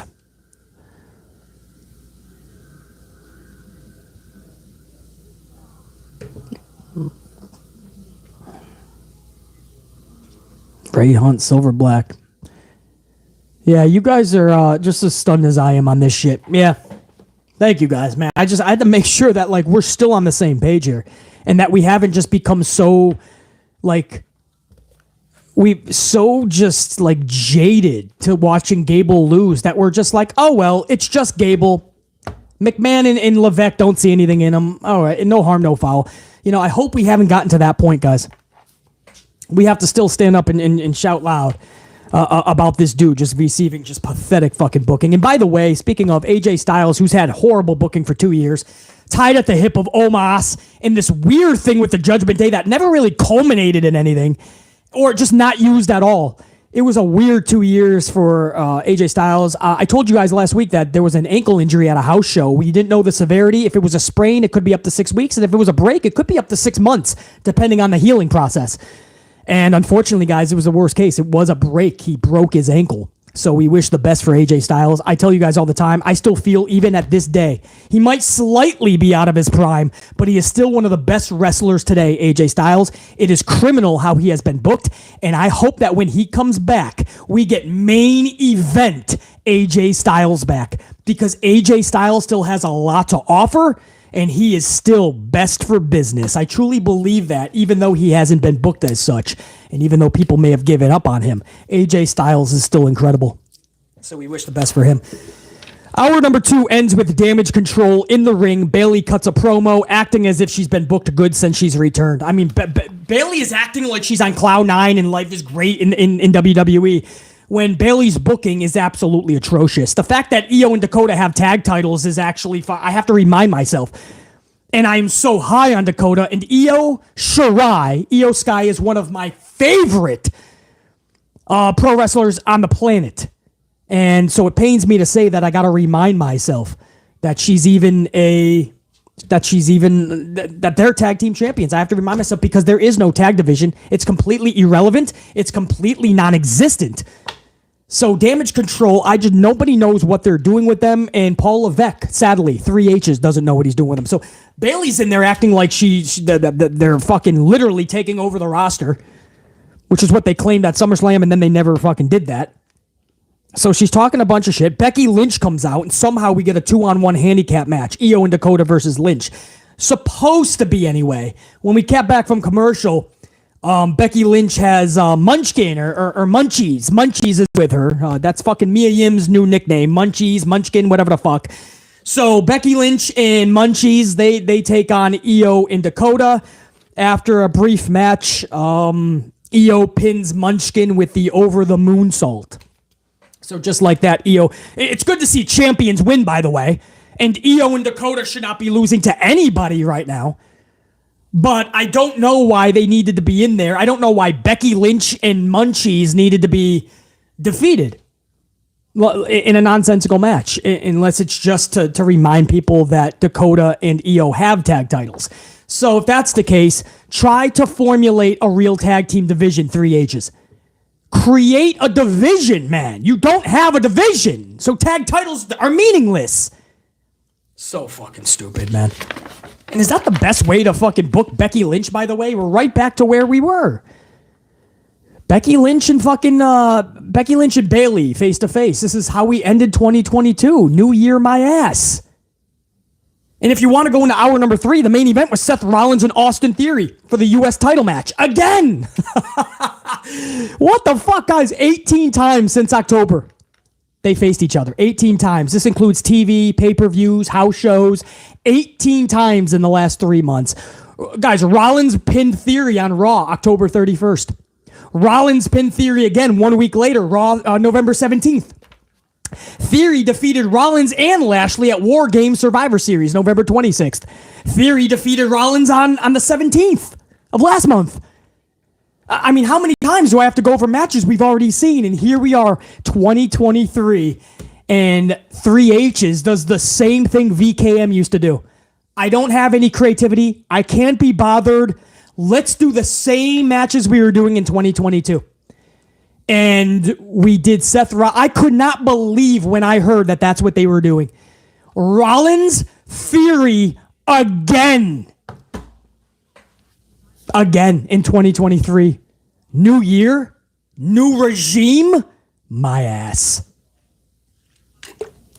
I know, but we're going to fuck you. You're going to suck the schlong of 3H's.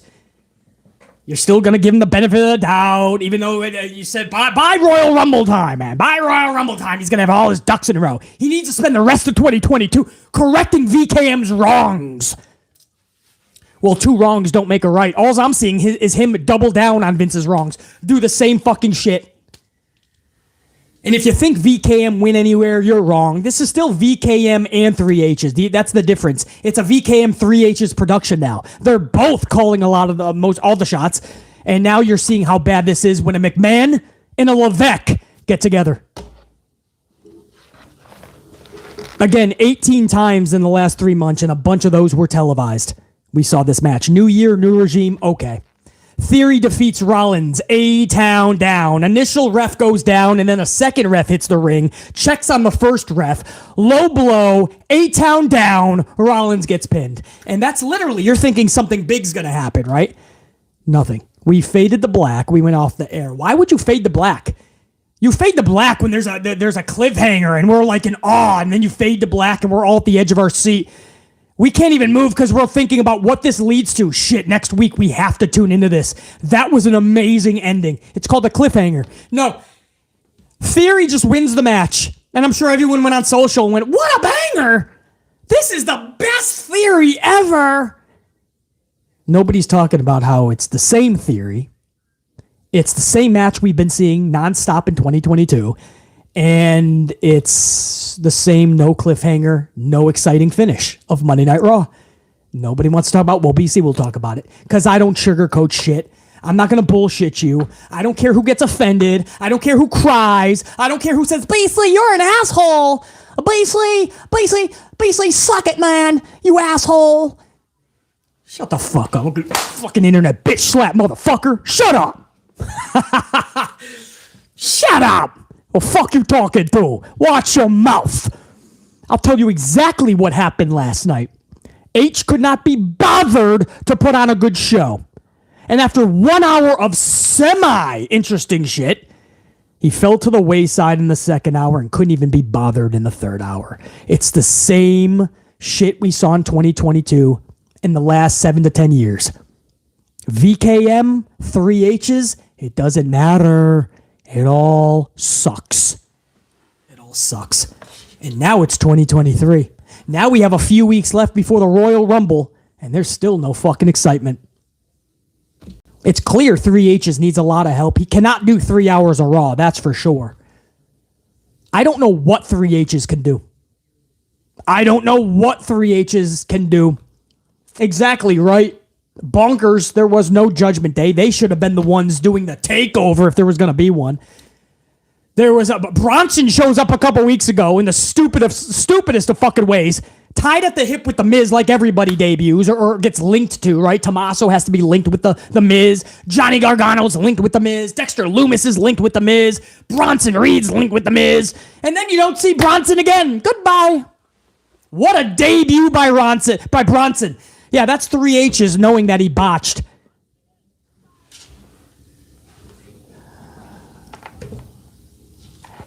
Yeah, Cody, everybody, I don't know why people thought Cody was coming last night. That was weird. I think people just heard that WWE was going to do something with Cody. Cody just had some vignettes, his story, the road to recovery, and people thought he was going to come back. Then there was a segment where MVP, Cedric, and Shelton were backstage talking to one another, so people thought that they were going to be involved somehow in the end of the night, or Hurt Business is coming back. Guys, the ship has sailed. I was a big fan of the Hurt Business. I was an advocate to get them back together and called VKM an idiot for fucking destroying them and dismantling. The ship has sailed. They made Shelton and Cedric so fucking irrelevant that that's what you're going to go back to in 2023 because you have nothing for Bobby Lashley and you clearly don't give a fuck about Cedric and Shelton. So now we're going to do the Hurt Business. Is that really what we're doing? I know for nostalgia reason, a lot of us are going to go, I'm okay with it, man. They should have never been broken up. Guys, look, you're asking us to forget what just happened in the 2 years since. Looking like fucking idiots. It's almost like just going back on a... This is supposed to be the change that H is bringing in. He's correcting the wrong events for dismantling them. He's doing it. Vince is the one who put them together. He's just putting them back together because he doesn't know how to book Bobby Lashley on his own anyway. And this is coming from someone who is an advocate for Hurt Business. I just have no faith that they're going to be booked properly. And that was Monday Night Raw. It's all irrelevant anyway because of Damar Hamlin in that situation. That takes fucking precedent. And we hope nothing but the best for that son of a bitch, man. Damar Hamlin, much love and respect, strength, rock out. I've been on live stream for almost an hour and a half. I don't know if there's a latest word. When I went live, he was still listed in critical condition, but he was still with us. So there was no dire word, no tragic word that had come in at the time. So at the end of this stream, I will absolutely check on that. Maybe you guys can update BC while we're live as well if there is any new news. Hopefully it is positive news. But my whole half an hour cold open of this review for Raw last night was dedicated to the Damar Hamlin situation. If you guys missed that, go back and watch that later. You're going to get my exact thoughts on everything that went down, the show being stopped, the NFL game actually being stopped. It was the night that the show stopped, and we have not seen that in the NFL or by like a Vince McMahon WWE. We just don't see that. Usually it's business as usual. Show must go on. Next man up mentality. And last night that stopped, and that is fucking huge, as it should have been. You know, finally the player said enough. That's it. You guys are staying still critical condition. Okay, so I mean, on one hand, it's not worse news. On the other hand, you know, we have to start hearing better news, or else then you're talking about after just 3 minutes of CPR, the brain starts to become damaged. We know there was 9 minutes of CPR, and then he was incubated. He had the tube put down, and that's when it becomes a brain issue at that point, guys. So even if he survives, we start to think like in what Damar Hamlin is going to be there. So that's why this is critical. I mean, they literally call it critical condition. This is why. So much is riding over the next several hours. So anyway, Bonkers, I don't believe so. That's why they have the breathing tube, and that's the problem, because you can't breathe on your own. Your vitals are good, but if you can't breathe on your own, you have to be usually they sedate you, and then they incubate you with like a tube down the throat, and that usually means you just can't breathe on your own, and that's when it starts to become an issue with the brain. You see a lot of people in like comas, for instance. They'll have the tube down their and I'm no doctor or anything, but this is just, I mean, this is pretty straight up stuff. I believe, you know, if you see somebody incubated, you know that it's not good. So anyway, guys, much love and respect to and strength, and over to Damar Hamlin, his family, his loved ones, and to T. Higgins. This was not T. Higgins' fault. This was a football play and a tragic accident. So to T. Higgins as well, to him, his family, I couldn't imagine what they're going through as well. We're about to hit 300 on the ups, guys. Make sure you smash that up if you haven't already. If you're watching on like a big screen and you don't have the up option or anything like that, go on your phone real quick and smash the fucking up. Takes a fucking second. Watch it for a couple minutes on the phone too, though, because it has to count, which means it has to go for at least, I don't know, 30 seconds or some shit. But make sure you're smacking that so we can hit 300 live, guys. That'll be huge. And then the crowd coming in later, we can begin the voyage to 400 with the crowd coming in. And that is on 24 minutes. 24 minutes of notice we started this stream, guys. I gave you guys 24 minutes, and we're kicking the shit out of it. Appreciate it. Now let me go over to my super chatters right now, man. I know a lot of you guys were showing some love over to Damar Hamlin as well, and to the channel, and I appreciate that. I want to get this up on the bigger screen if you don't mind. Oh, there was a lot of you guys, man. Salute. WWE AEW Marvel fan with a 5-spot coffee says, a new year, but the same old shit. Same old 3H's, illogical, nonsensical, and uncaring booking. These shows have no storylines. It's just match after segment and so on. WWE, AEW Marvel fan, you are tried and true. You are a gold member. You've seen enough BC videos and enough WWE wrestling. You nailed it right on the fucking head, bro. This is the same 3H's. I'm seeing no real reason to watch this show.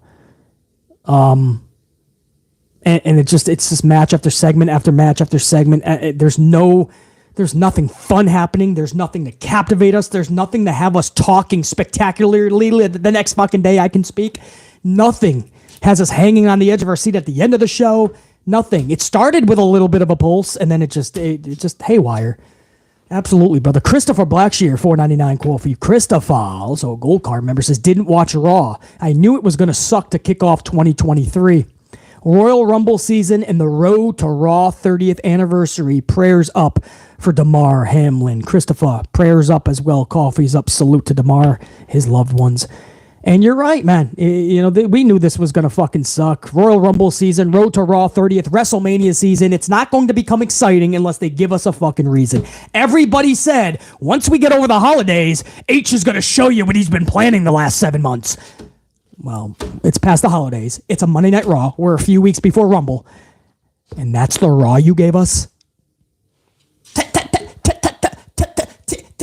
Takes time, Blazely. Quincy Gray. Quincy with a 20 spot, man. Several coffees over to the channel in the BC. Quincy, I appreciate that, dude.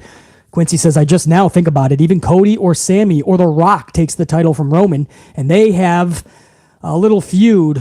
What other opponents do they have? Face is only as good as its heels, and WWE haven't built new from the start. Yeah, I haven't even gotten there either, Quincy. You said you just thought about it. BC hasn't thought about it. They don't have anybody, so we're just at the point of who even takes it from Roman. Do they do something funky with The Rock? Is it going to be what we thought all along with Cody Rhodes, or is it going to be the wild card, somebody who's been kind of creeping up in status recently, Sami Zayn? Who takes it from Roman? There's still a lot of people that are up in arms about like who it should be, or there's big conversations if it should be Cody or Sammy. Should it be The Rock? Quincy, I'm with you. You've thought about it as of last night, this morning. BC hasn't even gotten to who's going to be the feuds afterwards. At this point, we just need to book the changing of the title correctly. Then we can get on that. But you're right. The reason we haven't thought about it, there is nobody or nobody that they know what to do with. So Quincy Gray, you bring up a point that BC's going to have to really fucking ponder going forward, as most of us are going to. Appreciate it, man. PB Sillapride also with a 1999 20 spot. PB Sillapride. Gold status up in this bitch. Thank you, man. Based on the CDC information, the hundreds of thousands of perfectly healthy people having freak strokes and cardiac arrests all have one thing in common. They are double vaxxed and double boosted. But does it apply this time? I don't want this to become a political thing, but I am hearing some alarming numbers that are coming in across the world with athletes at a young age. And some people are not going to want to hear that. And I'm on no side of the fence here. And this is not going to become a political thing. but there is alarming connections to this shot. And the numbers are so alarming as to how many young athletes are passing out, collapsing around the world. They've never seen these type of numbers. So, guys, as much as a lot of people are not going to want to hear this, and now is not the time to have this discussion either, guys. Because, like you ended that, PB Silipride, I don't believe this had anything to do with it. Nobody knows. You know what I mean? We're not the doctor. We're not overseeing Damar Hamlin. But this looked like just a hit at the wrong place, wrong time. And this looks like that thing that they called it. It starts with a C. I'm not going to act like I know what it is, but it's when your heart rhythm is about to reset for another pump, another beat. And once it gets to the T reset, they label it as a T.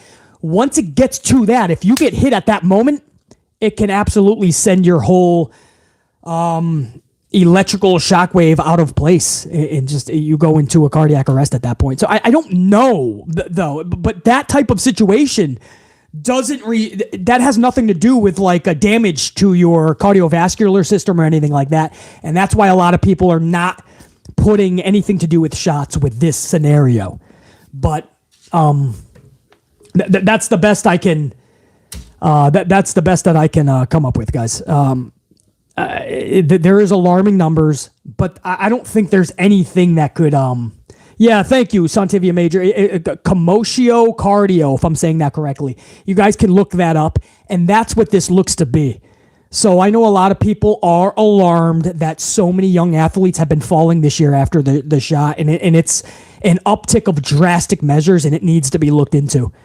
But I personally don't think that is the case with this, but I'm not his doc, so I'm not going to speculate. That's my fucking words on it, man. I don't know. It's a tragic situation, and right now we'll learn more. We'll see what the deal is, but first, his health is first and foremost. So that's all. I can't even begin to think about trying to dissect what the cause was. We all care, right? Because we feel helpless. We feel helpless. We want to know what it was, so maybe we could research some more and see why things are not being done. I totally get it. So people are always going to speculate and try to help. But when everybody starts to become a doctor, it just becomes mixed everything, and it just becomes a mess. So, no, Allison. No, Allison. We don't do Patreons or anything like that. Thank you, Allison. This isn't just about getting money, Allison. Allison, you don't have to just throw money at the channel. I appreciate it, though, man, but there's no Patreon. I saw Allison go, did you get my money? Where's the money at, Allison? No, it's not about money. No more money, Allison. It's just about showing the channel some love. It's just a tip to the channel. Allison, you've done plenty. Allison's just trying to give so many tips. It's not needed, Allison. I appreciate that. If you really want a tip, go to Damar Hamlin's toy drive. I think it's on GoFundMe or some shit. Damar Hamlin has a toy drive. It was at 3,000 at the time of this tragic incident last night. And it is now over $4 million or close to $4 million for the toy drive. I'd much rather you guys contribute to that. And that's Allison and Allison Tuckwell with that $49.99 banger bomb, by the way. I appreciate that. I came by to drop you a bomber. And I know it's a bad time to do this. I was shocked when I saw the situation last night and heard about it. Allison, it's never a bad time to show love to the channel and to tip the channel. I appreciate that. And and you showing your concern is more than admirable and respectable and justified, because that's what we're doing on this stream. We're showing that concern. We're showing that love to Damar Hamlin and his family and friends. So, Allison, I appreciate that very much.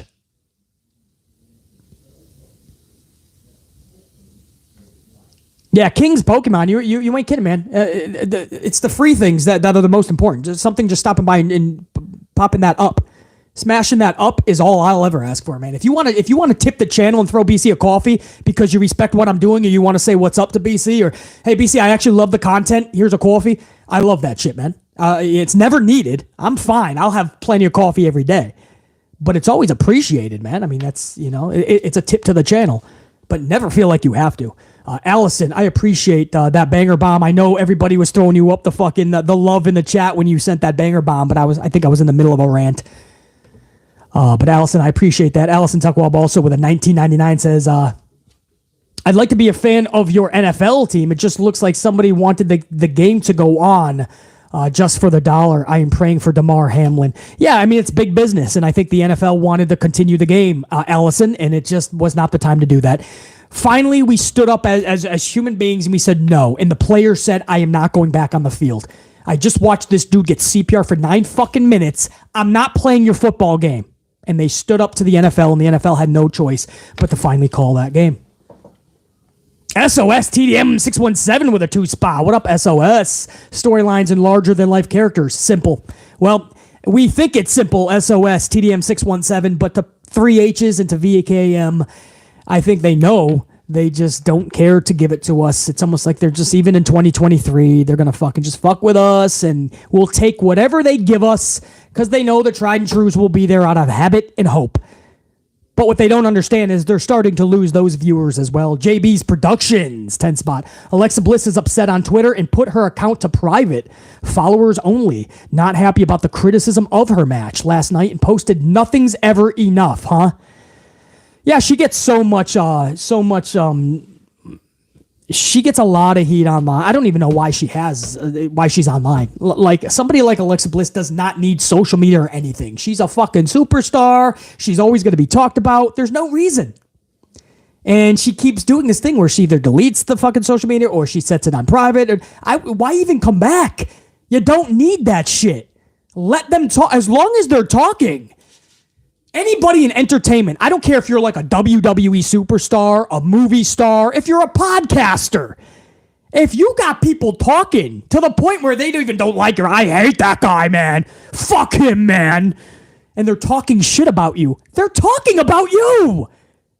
They are talking about you. As an entertainer, you love that. You got them riled up. You got them spending their time talking about you. You know, and it's just like, you know, some of these performers don't understand that. And they say, well, man, nothing's ever good enough. And I feel bad for her.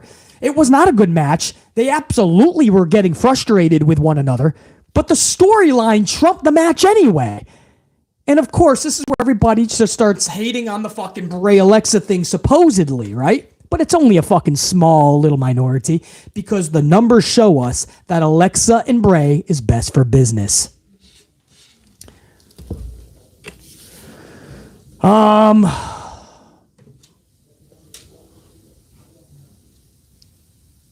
JB's Productions, I knew she was going to get heat for that because the storyline too is something that people, Supernatural is ruining wrestling. No, your bangers are ruining pro wrestling, brah. Jamal Straken, $4.99. BC, I still have a headache after putting my head through a brick wall after the Charlie botch, but Alexa was amazing. Yeah, Alexa, home run, man. The match was absolutely just bad, but where the story is going to and now her finally getting proper booking, yeah, that's phenomenal. As far as the Charlotte Flair botch from Friday night, you know what, Jamal, I don't even want to discuss that right now. The less I have to discuss that, the better.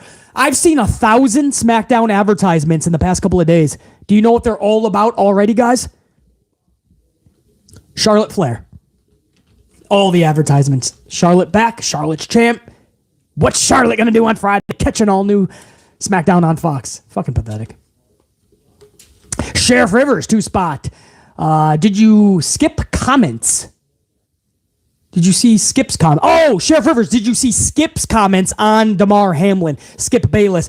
Yeah, but I thought he got way too much heat. I'll tell you why. What he meant at the end of it, he was thinking about it from a business perspective, which all of us were like, yeah, and that's bullshit.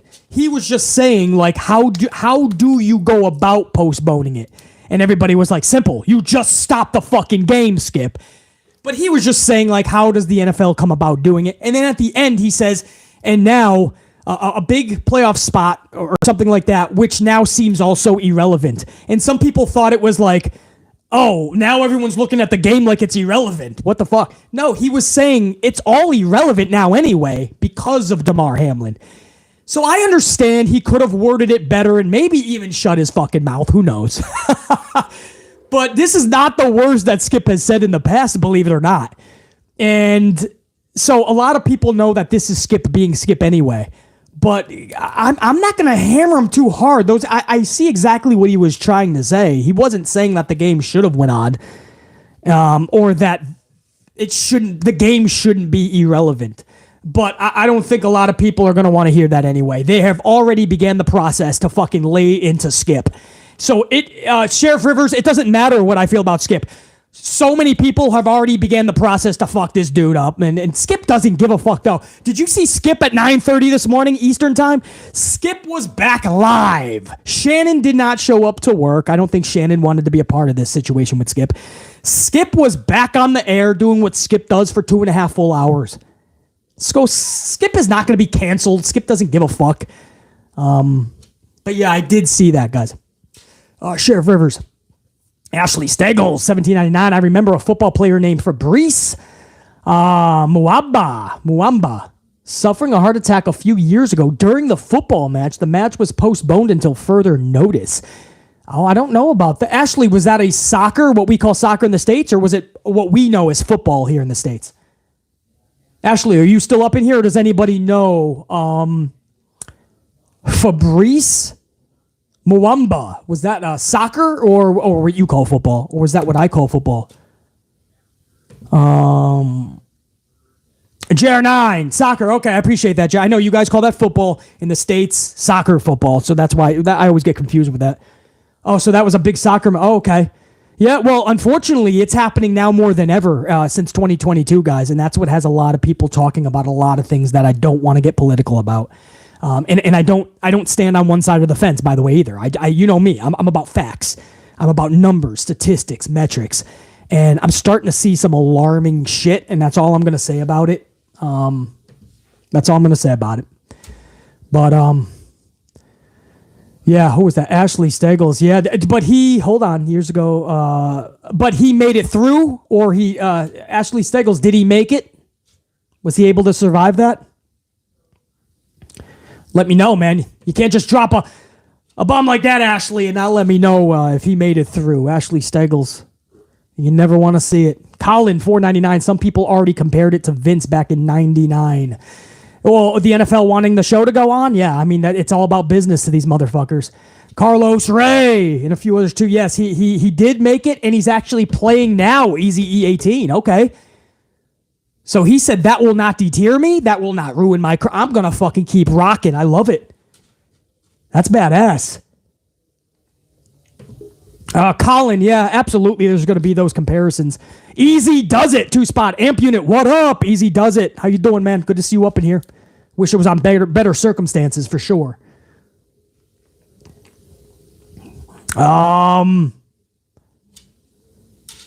Allison, Ashley, sure. I got Jamal in SOS, JB's Productions. I got SOS, TDM 617 with another 2-spot. Says, same old Vince type Raw. Get well, Damar. Miss you all. Same to you, SOS. Always good when you're able to come into the chat, man. Always good to see you up in here. Thank you for the support, as always.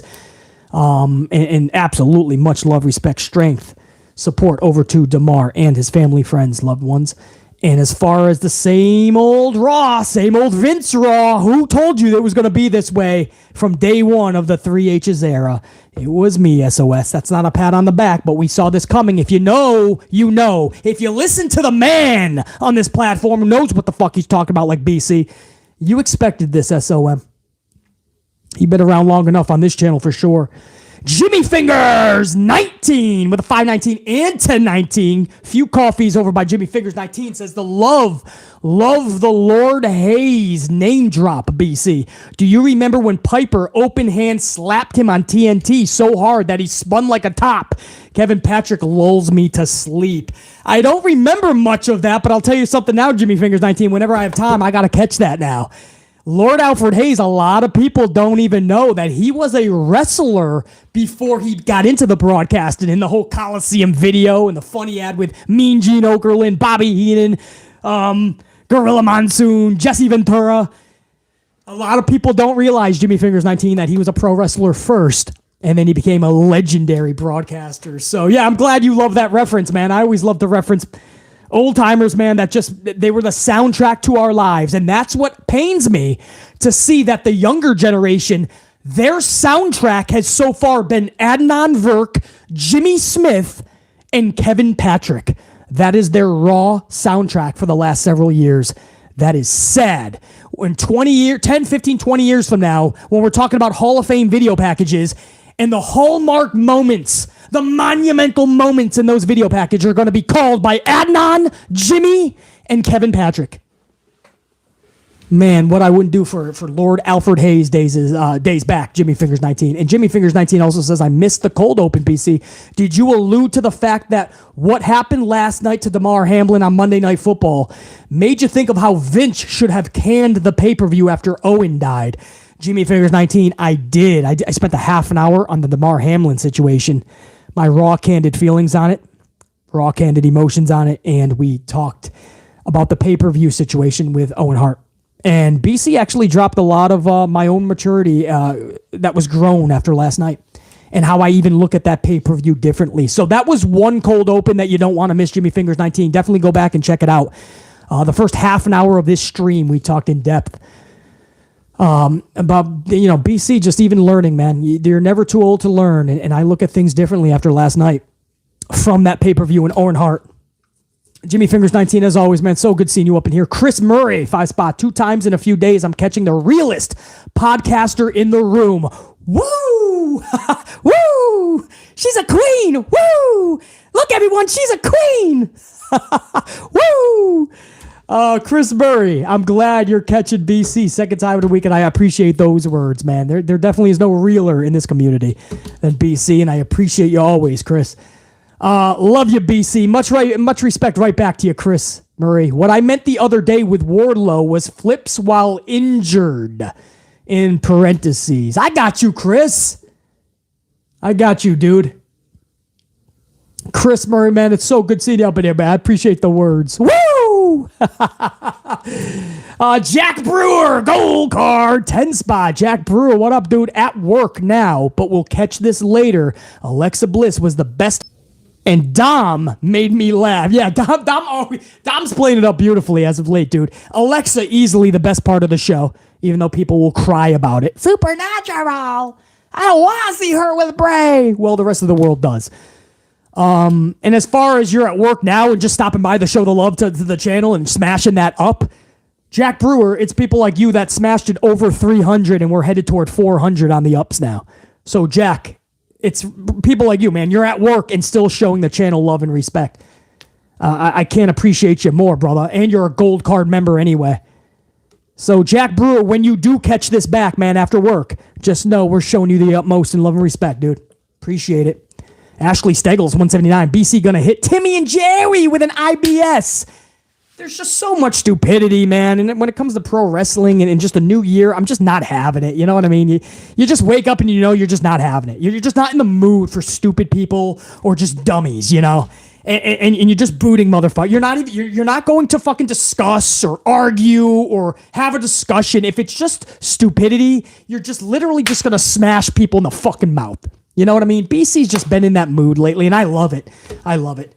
It's a no bullshit mood. And I think if more of us had that, we'd be better off. But yeah, who is that? Ashley Steggles. I'm always smacking the Timmies and the Jowies. Shut up, BZ, man. BC's nuts. He's always blowing out his microphone. Beasley, you're so frustrated, man. Why are you so frustrated at wrestling? No. I'm frustrated at the dummies that watch it.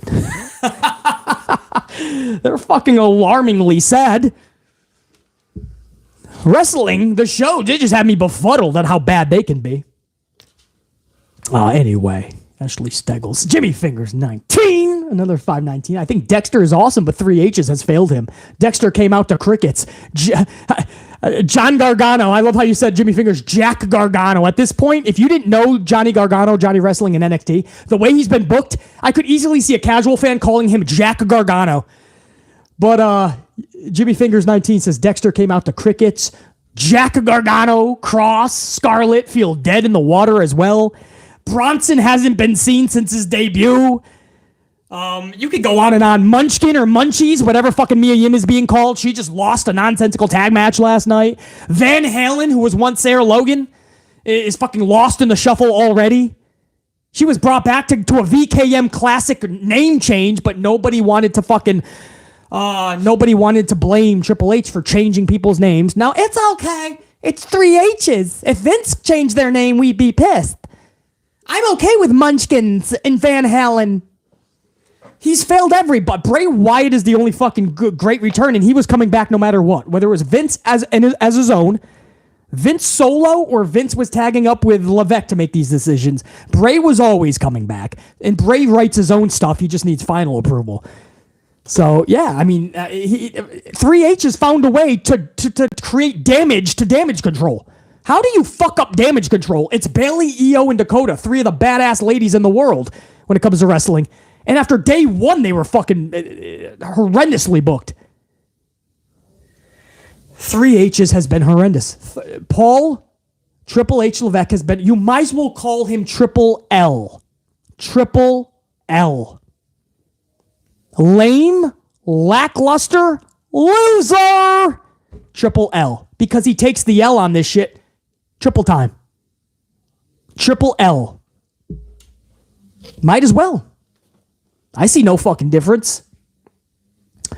Jimmy Fingers 19. Crickets always, because it's 3H booking, man. You need somebody in there that knows what they're doing. VKM lost it, and 3H's doesn't have it. Allison Tuckwab, 199. Sent you the... Oh, yeah, the bang. Yeah, I got the banger, Allison. I appreciate that. Strict Tango, 2 spots. Show quality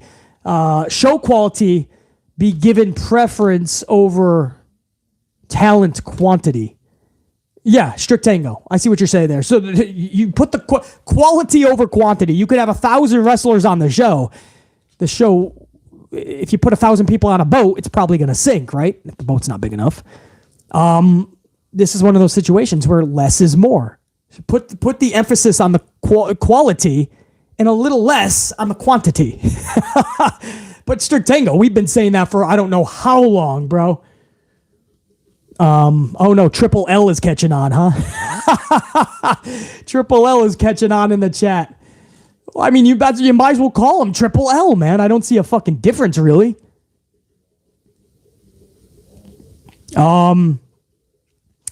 Allison, 1999 20 spot. Allison Tokwab, I appreciate it. Honestly, Allison, you showed so much love and respect and tipped the channel so much over the past several days.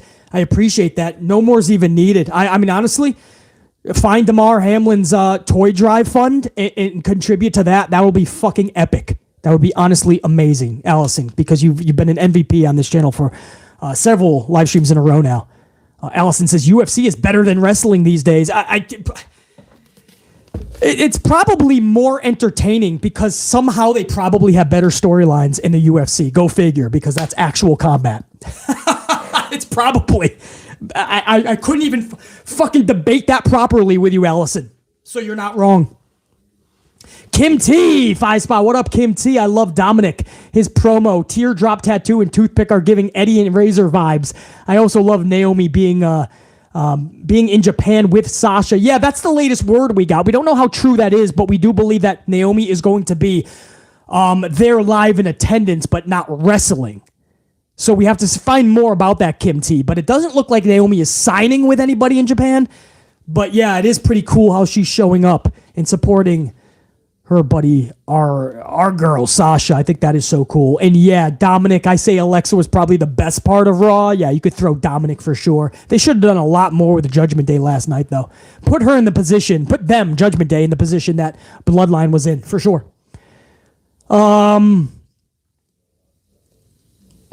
JR9, Gaming, 5 spot. BC, I'm doing more stats, which may take up to a month to finish. I won't spoil what they are, but they're must-see and the best stats I've ever done. JR9, you know I'll be looking forward to it. I won't ask you to tip your hand. You rock it, and we will view that shit, man. I loved what you did for the roll-ups. It was so fascinating going through everybody that got at least one roll-up. So I definitely peeped that shit when you put it in the comments on the last stream. So interesting to see how many people played their part in the fruit roll-up parade of 2022. So I'll be looking out for it, and I know so many unit members. JR9, I got to give you that proper fucking respect and salute. JR9, the right-hand man and stats man right there with BC on the channel.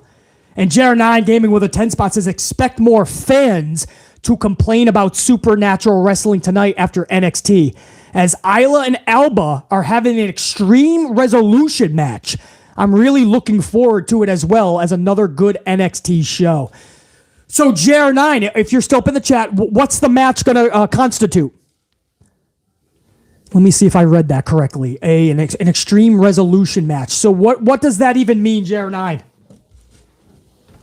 Or anybody that's that can tell me what the match even means?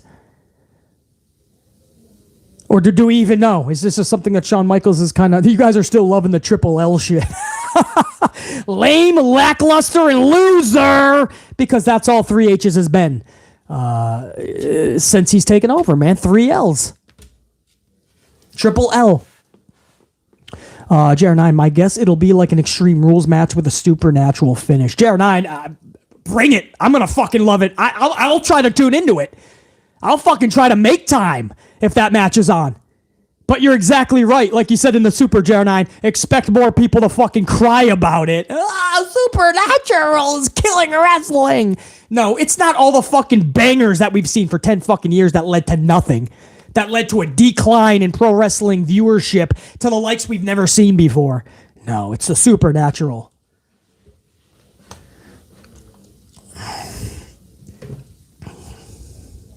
JR9 Gaming, appreciate that, man. As always, just good to see you up in here. Jimmy Fingers 19519. JR9 Gaming, another salute too, man. Starting the new year out correct, and I look forward to those stats, JR. I look forward to those stats, JR9. You know that's right up my alley. Jimmy Fingers 19519. BC, the like button just declared itself as an entrant, as a participant in the Royal Rumble, and then clicked itself to hit 325.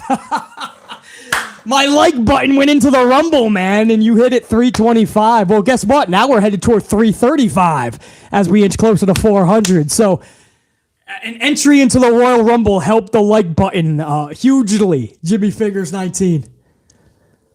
It's always more fun when Jimmy Fingers 19's up in this bitch. Dino, 2-spot. I don't know who is Damar, but sending love and prayers. He replaced their starter earlier this year, I believe. And he started to get a lot of snaps throughout the season, and he turned a lot of heads because he was becoming a star. I mean, he was really becoming a breakout star.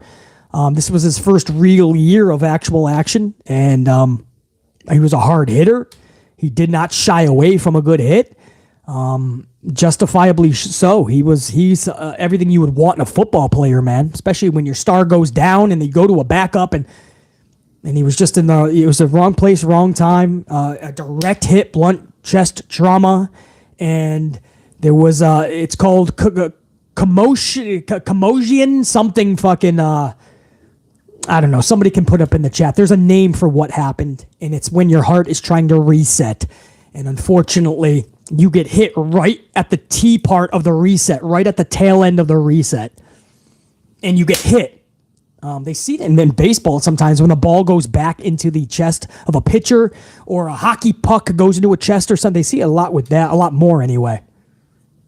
So, yeah, Dino, it's just sad all around. So I appreciate Dino, the prayers, the prayer emoji, and that love and respect and strength going over to not just Damar, but his loved ones as well. So, Dino, much respect on that, dude. I said from the jump, even if you're not religious, it doesn't even matter. Just send love and strength. You know what I mean? When family is, if they're in the lobby and they're getting no new news for hours and hours, and they're just like on social media or platforms like this, and they see a parade of love and strength being sent their way, it absolutely can help the loved ones. And that's what I mean, man. So that's huge. DJ is a prodigy, 199. How much different is WWE if Heyman took over? If Heyman had like no cuffs, the shackles were off, and Heyman could do what he want, probably better. But he's shown over the years, it's not the same Heyman like back in the ECW days. He's a lot more reserved in some of his booking. So DJ is a prodigy. This might be a shock to a lot of people. I don't think that Paul Heyman is actually the answer. I know, maybe a little better, but you guys would be surprised. I compiled a lot of Paul Heyman interviews over the years, and I'm seeing a different Paul Heyman in terms of how he books wrestling. So would it be a little better? Maybe. I truly don't think that even, and I love Paul Heyman, man. When he's on the mic, when he's involved in a storyline, it's epic. I don't think he's actually the answer. I know that's going to baffle a lot of people, but Paul has changed, guys, when it comes to booking. Believe it or not, it's not the same Paul that we used to know. So that's my candid thoughts on DJ. DJ is a prodigy on Paul Heyman. Ashley Seggles, 179. It's all about the L. In Music City Street Fight quotations, man. Music fucking emojis, whatever the fuck that is. It's all about the L and how you take it. It's all about the L and how you do make it. Time to take the L. Triple L, lame, lackluster, and loser when it comes to booking. Coming down the aisle from Greenwich, Connecticut, Triple L. It's all about the L and how you take it. All about the L and why you can't make it. I am the gay, I am the lame, and how you do play it. Oh, no, you did not. Who is that? Ashley Steggles, you did not. Now we have a song. Now he's Triple L. Now he's got a song. Amp Unit, what are we doing? Poor Levesque. Could you guys come up with better lyrics, by the way? Lame, lackluster, and a loser. Triple L when it comes to booking. We got to get some better lyrics, and then we can have a fucking... then we'll be... I am the lame, and I'm going to ruin it. I don't know if that was more Motorhead or Vince McMahon singing. Vince McMahon became the fucking lead singer. Oh, bro. One thing we don't do on this channel, we're not gonna cater to bad booking by 3H's just because he might be slightly better than VKM. No, man.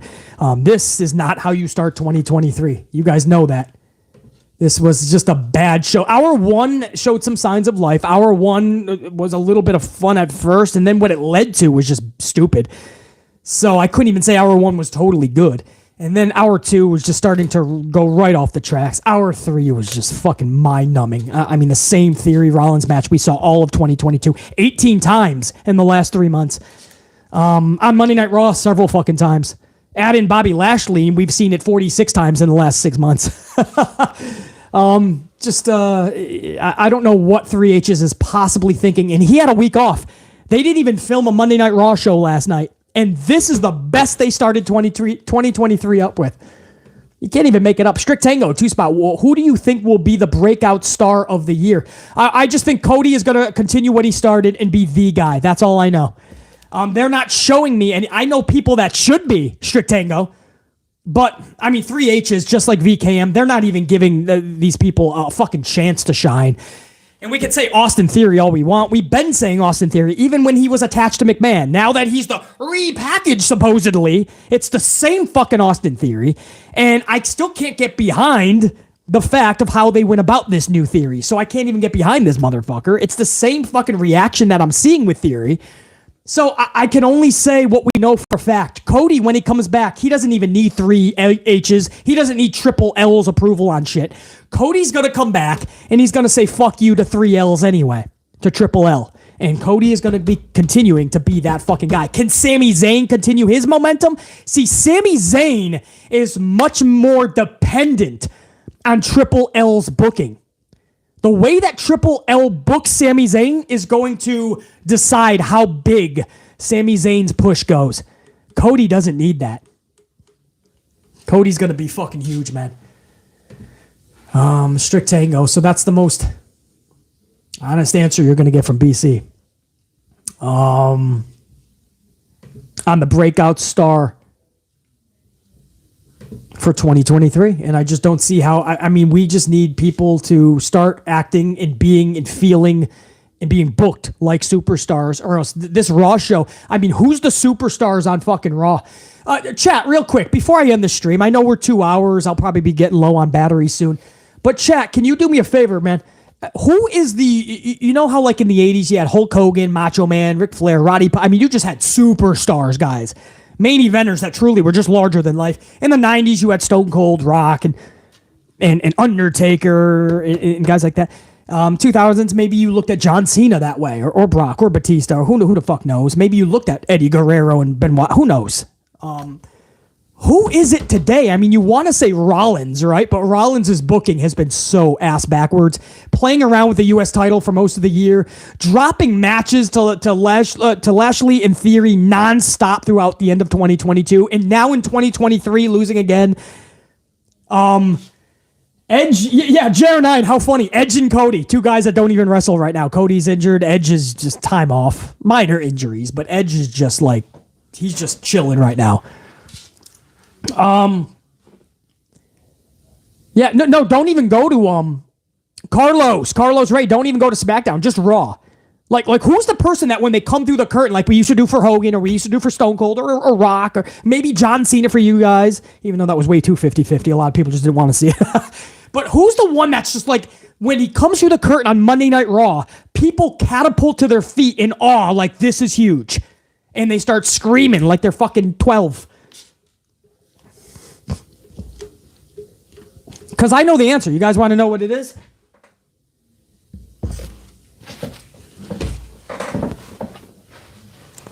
Oh shit. Okay. All right. I ain't gotta break my headphones here, man. Do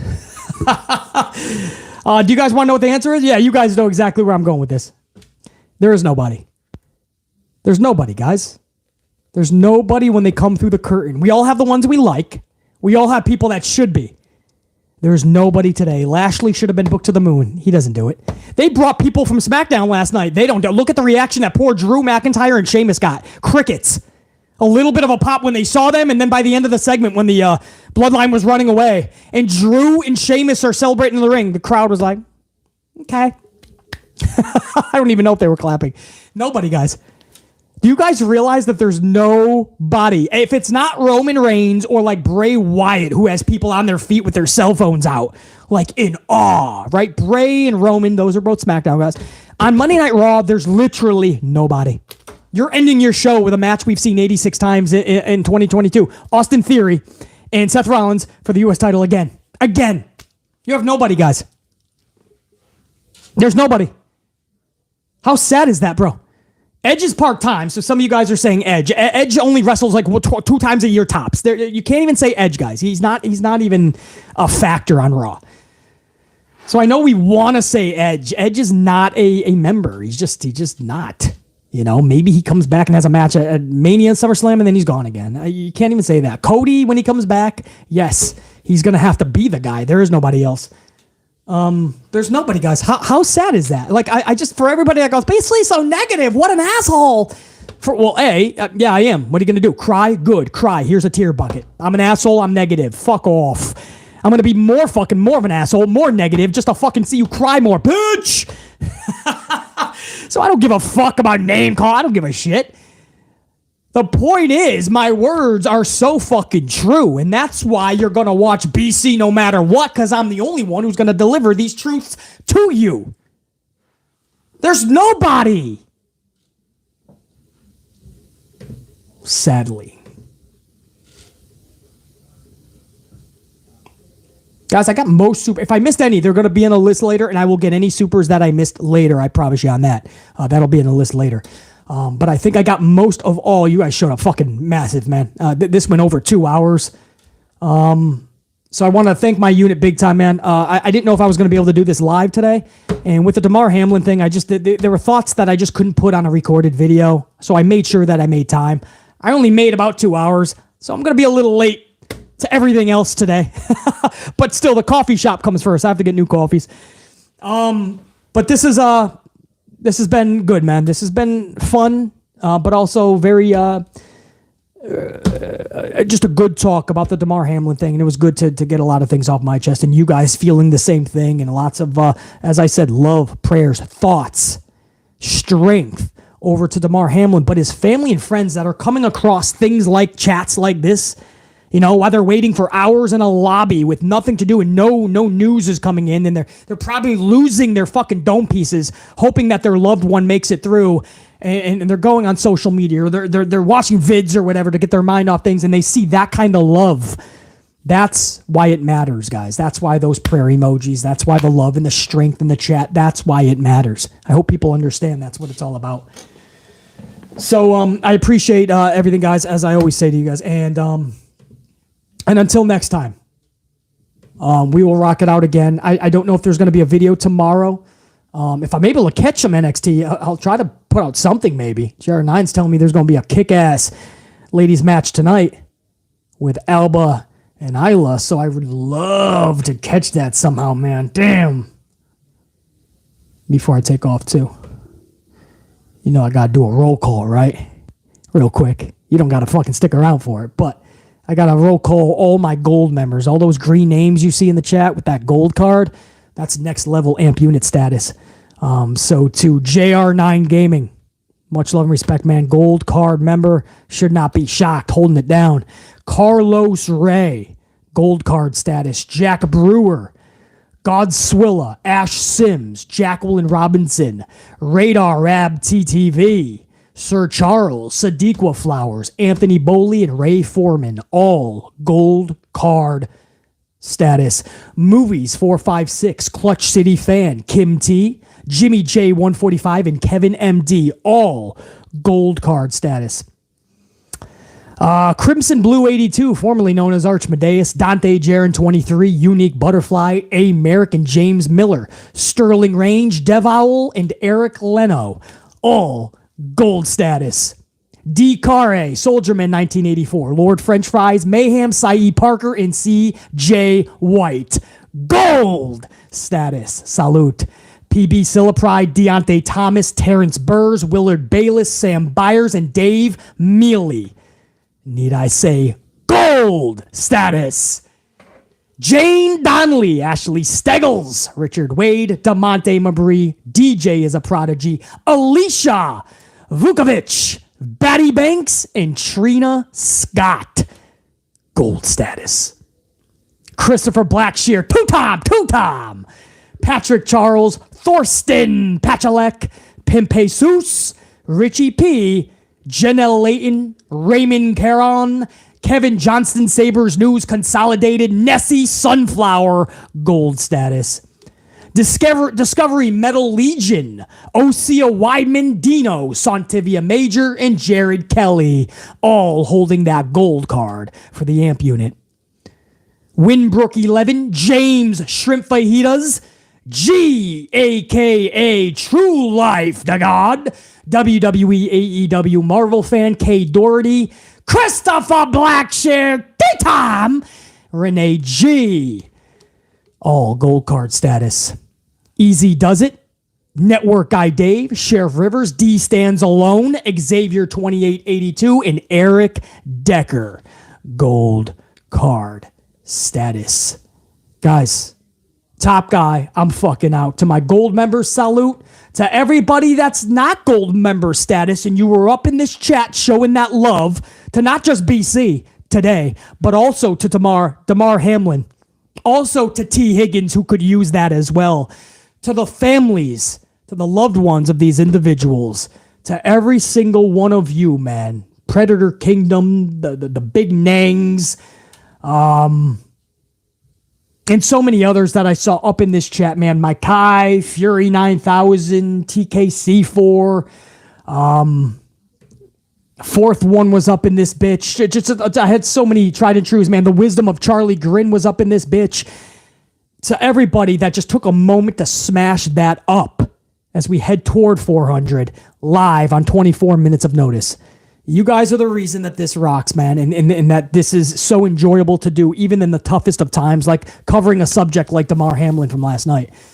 You guys make this worthy. So that's the sentimental closing, guys. I just want to always make sure how much you guys know that you're appreciated. You always say, BC, thank you. BC, I appreciate your content. BC, much love. BC, much respect. BC, keep rocking.